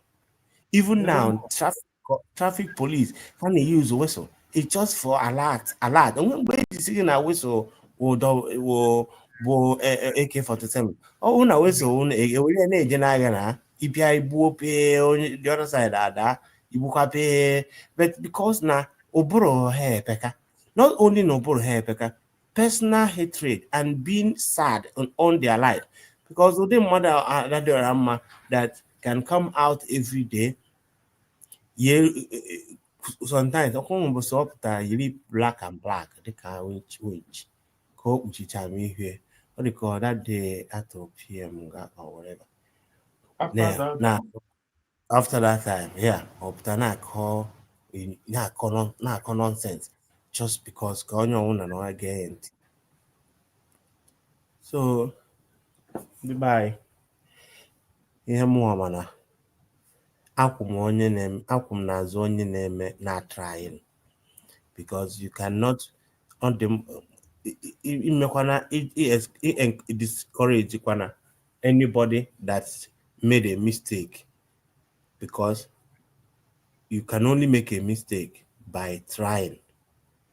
If you don't try at all, mistake is important in our life. Anything that we do, mistake is very, very, very important because it shows that you are at least taking a step. You cannot go beyond where you are without trying. From trying, you make a mistake, then the most important thing not there is that you have to try the side or work, or you change tactics. You change your tactics, and at some point you will get it. But otherwise, when you keep staying in one place, if not anything I can, just like that day, I was asking Obieze. I said, since you don't like Ngozi Obieze and Simon, and in a whether everything equity is not good, Kelopani he suggested, because we need somebody that can do better than Ndi Nkena Arorona. You will tell something okay. We will look at it and we will follow you, or follow the internet. But you don't have anything to offer. Yeah, as my personality, everybody have right to say whatever they want to say. But the most important thing is, openly condemn the one on ground. Bring a superior thing to back it up. You can't tell me that I don't have to be eating apple every morning, but you do not suggest what should I be drinking, tea or coffee, or like another alternative that will pass that apple in the morning. But you just want me to sit down the same place every night, just like I watch a movie sometimes. When they are so annoying. If I name if una another ono ene do no me ibo no ene do no abia there igbo that because instead of if no another you take action gbawoso come on this is na ojide ya be na gbawoso but ya akwu ofu ebe so he talk am na again no kwuru ofu ebe and then that thing on abia that us doing anything just kind no jụọ Adadioha marketer, jụọ ya kịta ihe niile ọ na ka Ngozi Orabugo Fulani imeke na-ejukene ya si ya what can we do? Or no on a brig, or no on a CRC, or no, I don't know anything. I don't have any documents to show you which way to go. It doesn't yes, fine. In our no for Biafra. Kelly he do on the table na sikita na kai the camp from Ngozi Orabugo's camp to your camp. Kelly he got offer. Or it be every evening night you majana. Is that all? Or he high puta. Also kai no look at DOS no nature nan the cano. Kevin the DOS no underground no since. Don't worry, we are underground. Or ne men nan the can or how an ekuzo nan can or almost the whole Nigeria and ekuzo what has that on our time on the grand job our hand will be time that they will now show exactly what is going on. They all think that we are fools. Owaketa is not like before. Information is passing all around. Everybody is aware. Everybody is aware, not just what is going on around them, but what is going on all around the world. We were able to understand that the problem of Nigeria is not only happening in Nigeria, it's a global jihadics or a global thing that now, to the extent now, even in Texas, they are planning to have a city for Muslims only in Texas, that non-Christian is going to live in there. How do they want to do it? It's like that in UK. It's like that in UK. It's like that in UK. Yes, they have it like that in UK. Britain is dead, but what is going on in their government is crashing down. Therefore, the fact that now people are coming out to protest. If for now the King Charles have now stepped in based on what the British Prime Minister is doing, because they want to reclaim their land, their country back. You can't leave Libya and Palestine according to them, or what else again? All these Islamic countries. You go to the United States and you choose to impose Sharia law. Why is Sharia law you are using in your place that is not working? You went to another country that is working. You want to bring that the same law for them to follow. where does it work in this life? What kind of nonsense is that? The law you want to impose on another person's land is not working on your own side. That was actually the reason why your country choose not to work. He blew that Sharia. Burie, they in that country. Did they burie no? He just not just to conquer and what to every reasonable. Okay, in Iran, the women in Iran are not allowed to wear crop top or even wine up there. That short top for negotiate belly stuff. Yeah. Then there are some certain things that they are not allowed to do because of the Islamic regime.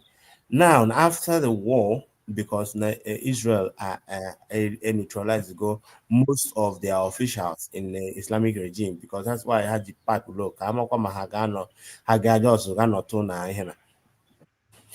Then, now they are now singing in public, wearing any kind of clothes that they like. Yeah, because they are now protesting. They are protesting. Yeah, because the regime now doesn't have so much police. Because then when you do such thing, police have their goes, but then where is it people that is actually fighting for them not to do that? If that now everybody needs freedom, even most of them know Islamic content, they actually know that what their leaders are doing is not good. But then when they that when you say something, you will die. The same pattern in Nigeria. Whenever you protest, they charge you for terrorism. You are endangering national security. You are a danger to our national security. What is endangering for national security? That you ask for a good governance. Can you endanger national security that you are telling the government that now you are dying, that you must do something about the people dying in Nigeria? Can you endanger the national security that you are asking government to give you basic need, their responsibility as a government? As a government, common million no na a good road, na free hospital, free health care. Is that terrorism? And some people will now choose to now be static somewhere. Nemes they spend na chukuna. That is why they gave the churches in Nigeria and nyeha ikike izunde madoshi. Mado potesi ma onwe go for 2 weeks. Mom ka ihe ọma we made there. Just because government choose not to do what they are supposed to do. Imagine a madu wiki jije house loan. Jeje will go akwụkwọ for free. Treat take you for free. Should you go property sell? Government will give you half of the money you're supposed to use to buy property than selling your land. Government will take in a country that people are suffering, they cannot be taking tax that any money back and then hand over 20% from their money. It's not giving anything. Okay, enough. And they want to accept it, they cannot do protests about it. The AKG go everybody. Hey, say that now. I started suspecting some things going on in Nigeria. If for the fact that Nigerian army can be able to take up their gun and shoot people that are protesting during EndSARS, that are waving Nigerian flag, singing national anthem, you have the God as a soldier. Imagine. As a soldier, you will need somebody that is singing national anthem. Oh my God. It's not actually, it doesn't happen anywhere. You get what I'm saying? It doesn't happen anywhere. So that's the thing. Yeah. Humble, hold on. Okay. Coaches, I'm not available. And then Coaches, your network is disturbing. Triple M, go ahead. Triple M Onyezoku, go ahead. Go ahead. Okay. Emmanuel, go ahead. Sorry, yo. Emmanuel, go ahead. Chidubem, go ahead. Chidubem. Hello. Go ahead. Hello. Go ahead. Okay, Ndeo. Yeah, go ahead. Okay, we in there one. Ndeo, my brother, Ndeo. Yes, Ndeo. My friend Biafran say can mun ni no. Can mun ni no mo. Umu ife, umu chupo ike abịa ma ikene mun. in the comment section, I greet you all. I greet you today when I think about stuff, man. Yes. So, no, but boy, give since most of them are here. Oh, when you try to figure out who Bianca. When you try to figure out that woman, that Bianca, that evil woman, that Bianca.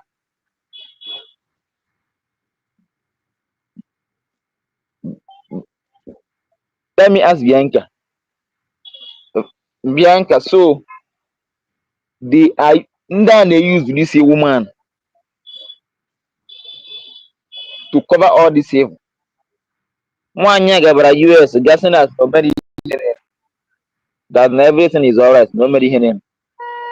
Can you say on case no what you could hear this interview and no case no what you could banana. Case no what you could 1 year was a bob on any country organ account here and myself. That all supposed by now, all supposed to be any country a gushing or marry him and a mere arrest was good. No, you fit this time around. That's what they fit. Name move make it. Jason the UK na report or ike for the mother. Kiwe from the zoo. Na report or ike for the mother or be a zoo just have to his jail sentence because area na 10 years or 20 years Nigeria na UK mbege that ike for the mother. 5 years. 5 years. Okay. Whatever I see an Abia Sabo, he's just in the zoo. Yeah, move one make it happen. Obona UK one mayor. They will equally use that step against our prime minister. That's their plan. About their plan. Dr. Masangasina, na this evil woman, the letter to Finland, the mayor, our prime minister is right to zoo.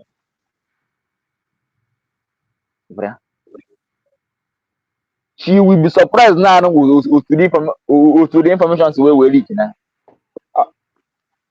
And talk with him in a secret. That's what they do in secret. You have let off order in secret. Oh no, leak now here. Obria book and wine can wine now. We are everywhere. That before they move, we are ahead of them. Now to make a step that now how magi hatch your game. That's why they cannot even do anything again. Only thing how they know more bribe. Where they do when in the quarter citizens anya. Where they do when I in the quarter the citizens anya where they na a bribe just EG when a bribe international communities. Madam Managa Patapa, Madam Marapatiba, no, I call one Nigeria walk on that place. In one when Nigeria passport name a travel now, eh? Beg, with the kind of humiliation I get in the kind of humiliation I got in need Nigeria passport. You can imagine. Oh, okay. Then our island rep yesterday on the 29th. Now Saturday. Now one of our sister actually deport, yeah. Nihe mere ejizi we report ya maka Biafra documents. Because of maka Biafra documents almost the beji we report here. Revoke that deportation document, revoke everything. Yeah. Ebe ọbụna step na asụ Nigeria agaghị enye gị anya as a terrorist That's what, because being with the leaders as terrorists. See, as soon as from next year now, they give them government 80% of again with okay. Abụrụ ya bụ okwu a onye ndu kwuru. O mere okwu onye ndu kwuru sị na a time will come, they will use your money to fund the government. Oh no, mere oge na-abịa, a ga-eji your hard-earned money to fund this government. Ọ bụ ya na-eme today. Ọ bụ ya na-eme today. See? Ọ bụ ya na-eme. Upon the mineral resources anywhere in Igbo, upon the good things we have in Ghana, Nigeria as a whole. Let me not say only in Igbo, Nigeria as a whole. But yet, see how every day by day. Nigeria na. For now, in bad news. That's all daily activities. Every day there, you get no bad news. Every day controller, you get no bad news. Before end of the day, you must surely hear a bad news that is every day bad news. Every day bad news in that zoo.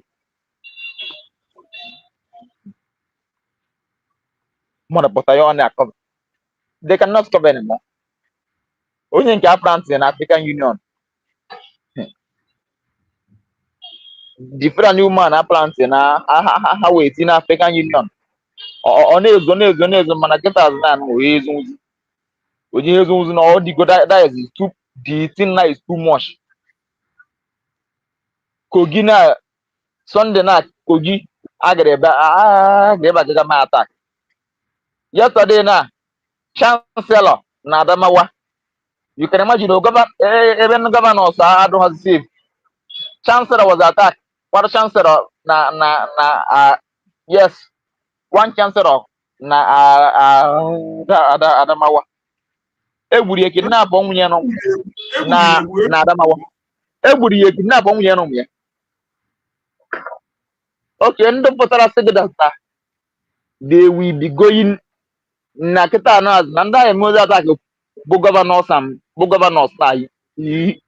ekema egwuregwu akwa ndị pụtara antu akwuri ekwu akwuri before any akwuri as not their next target na bo governors all politicians na their target akwa bidogoro ban akwa bidogoro Chancellor, you can imagine the whole Chancellor of the state had the save that there are working up on me.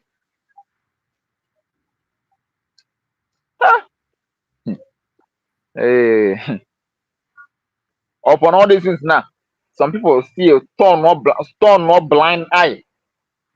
It's not gonna be a problem.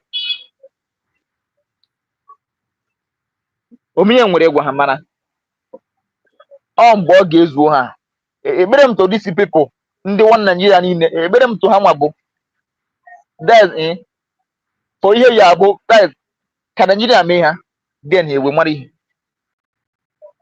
ka Nigeria because onye ndị na-ekwu na-akpawa m when it will happen to them then he would marry ya uhi ma nwa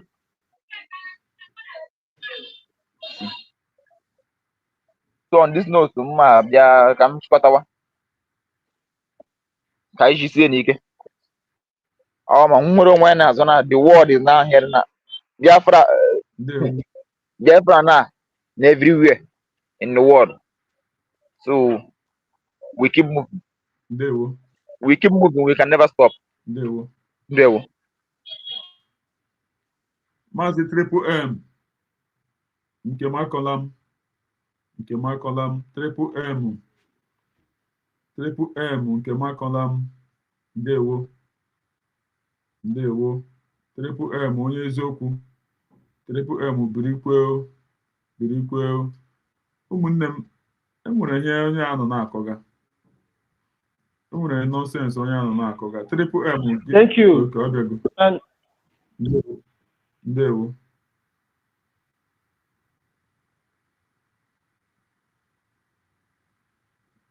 Triple M, go ahead. Go ahead.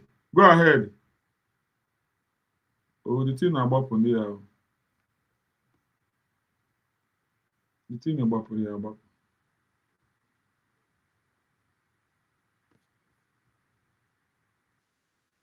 No. Amaka. Amaka who? Ona. Ona. Yes. How old are you? 22 years.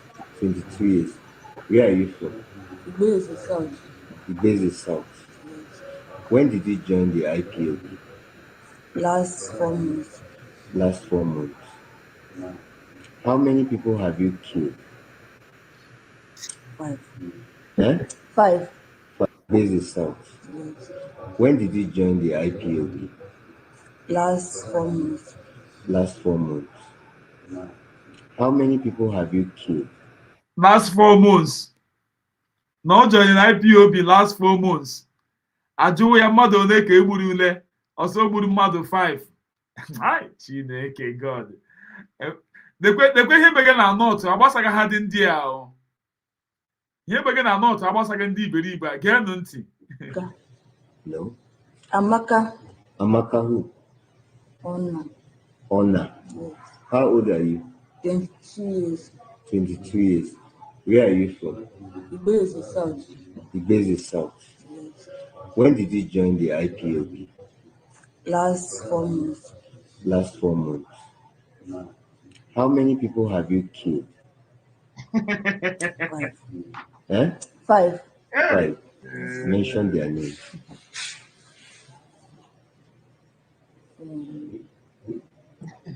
Mention their names and the place. Mmadụ ma onye igburu mmadụ gị mara ndị igburu. Like, if I don't know their name, And the place. Now joining IPOB last 4 months. O gburu mmadụ 5. I see your mention their name. That is mmadụ ugbo mmadụ gị ma ndị igburu. That means ndị terrorists ndị a na-ama ndị ha gburu. Akpanya. Akpanya. And where again? Onado. Onado, you kill Lucky Onado. With our camp. Your camp. Yes. You kill who in your camp? House. Who brought the Hausa men you killed in your camp? And who again? And Bado with Duri. Okay. Now, were you for the amnesty in Igbeze North local government? No. Why didn't you come? No. What are your plans after they give you people gun? Waiting on the plan if they give on a gun. To come local government. Okay. To come do what? Come shoot gun. Okay. Una want shoot the vigilante for the local government so that now get more gun. The local government. Then from there, where una want attack again? Una huna ndị iberibe. Una huna ndị iberibe. Una huna here with their problem. The problem with the kidnapping in the terrorists don't concern them. Look at how the useless interviewer did not force to get the one oku no oku on amage. As amage, I don't know this one. They could hear mad get. The terrorists here, the terrorists they don't care. They don't care. They get on it. Akpanya. Now attack Akpanya again. Okay. And where again? The base is south. They talk now, make a hear. Yes. Mention where and where we now attack when they give a gun today. Akpanya. Akpanya. Igbeze South. Igbeze South local government. And where again? With local government. With Igbeze North local government. Yes. And where again? Army. Yes. Say it again loudly. Let me yes. Hear. Where and where now attack? Talk out loud, make a hear. Akpanya. Akpanya. One. Unado. 2. with local government. Local government based in North. With South. Wait.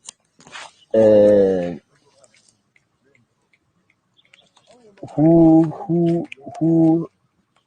say make una go kill Igwe? Chisom. Chisom. Now send una say make una kill Igwe. Wetin Igwe do una wey una wan kill am? I don't know. Now send you. Okay, you na send it to go for operation. Okay, why una born in police station? Na still send. Yes, sir. So who be the person wey originate that burning of Igwe Ulado police station? Okoro. Then who be the main person wey carry the axe when una reach Ulado for burning of the police station? Duri. Duri from where? Agobeji. Duri from Agobeji. And Okoro from Olido. Okoro from Olido. Then who be the person we send you now? Who be that? Waiting be that one? Ezemo. Yes. Ezemo. Waiting be the Igwe of Unado name? Baniko. Okay. Igwe Unado name na Baniko. Yes. So Ezemo say Mona kill him. Yes. Mona kill him. Ha. Now wow. This is serious. You get water with the una no okporo. Go pass you on the side. And for there, you bury two people. Just for you to see the nature of hatred these people they don't even care about what the terrorists are doing. You know. Look at what she just joined IPO before months ago. No, Obuole mother 5. What was that for? Oburu? Only para 4 months. After that place, I don't know anyone who can do it. So you carry us to that place. Do you know those people where they buried them? You know the people where they're from? One from another where they do POS. And there's more send those people. I don't go Kasam. Okay. One from another where they do POS. They bury them there. The second person. The second person. From Obrute side. The man they do security. And you do chairman for security. For Momo family. Eh? For Momo family. What they do security? Yes. I know The parents were sure. Oh! Ekwensu ọ ga-adịrị gị na mma. Ekwensu ọ ga-adịrị gị na mma. Ekwensu ọ ga-adịrị gị na mma. Nne m the interview known as a better than the interviewer. Imagine.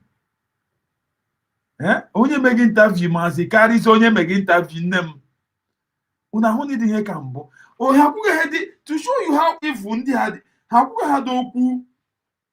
ha dokwu ịdị ihe mege non grand. Hey! Na ndị mmadụ afọ jụrụ ndị mmadụ njọ. Na ọ bara IPO before months ago. O gbughere mmadụ 5. That is every day. Every month you ogbu ofu. Every month you ogbu ofu. Arụ mere. Ụmụnne m ụbọchị taa mara unu ma ana m ekele unu niile. Ana m asị Chukwu oke abịa ma gbuo unu megozie unu. Asa Chukwu gozie gị ezi nne. Chukwu gozie gị. Onye mere ka ụbọchị taa dị ka ọ dị. Ana m ekele gị. Ewekwere something sorry ụmụnne m unu eweliwe. Enwere something our leader kwuru.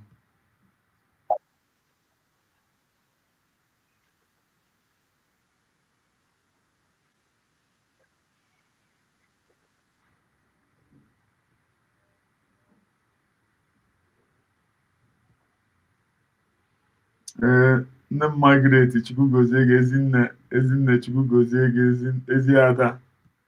Elee otu ị mere? O teela ahụ. Ama m na dikodu enyeghị ha gị nsogbu ebe ị nọ. O teela nne m Margaret.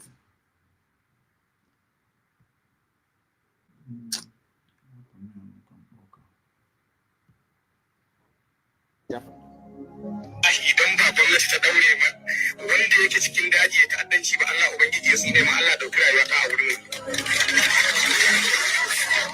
Listen, Hausa. Now let us hear from the mouth of the Fulani terrorist that the APC brought him into Nigeria. Let us hear from him. Idan ba gwamnati ta daure ma wanda yake cikin daji ya ta'addanci ba, Allah ubangiji ya tsine ma, Allah dauki rayuwa ta a wurin. Listen, Hausa. Sai noma. Saniya ba ta yi bindiga yake. AK-47. AK-47. Illa ce bai da magana da zai kera bindiga AK-47. AK-47. Gwamnati ke turowa har muka samu. Kuma wallahi dalilin da ya sa billahi lazi shekara na 7 ina makarantar allo. Amma lokacin da na dawo na tsinci kaina a cikin wannan abu, wallahi ina mamaki kullum ina tunanin rayuwata. If I'm lying, saboda mahaifana akalla a ƙasar dan banga da su. What did this man say? I will translate for you. Let me read what this man said. I swear to the Almighty Allah, that is the government, that is APC government, so-called Buhari government, that is giving arms to us. Fulani don't know what gun is. We are only headsmen. Cows don't give birth to guns. I swear to Allah, we are on our own, and the government gave us AK-47. I am not afraid to say the truth. Did you know where they said that in front of Sheikh Gumi, Abubakar Gumi? He went to the forest to go and meet the bandits, and the bandits told him it was the government that gave us the guns. We don't know what guns are until they give it to us. That's why I asked you, if they're coming all the way from Mali and from Niger, how did they cross the border with guns? If you claim that those terrorisms are from Niger Republic, so you don't have customs and immigration in the north anymore, and you're from the south and you're shouting one Nigeria, do you see the depth of your foot? Can you say it? When I say it, it's not out of hatred. People say, oh, I don't like his style of agitation because I tell you the truth. Ụmụnne m Chukwu gozie unu ụbọchị taa mara unu mma. I love you all. Ka emesịa unu ka anyị nwee in the evening time. Bye bye. Thank you all.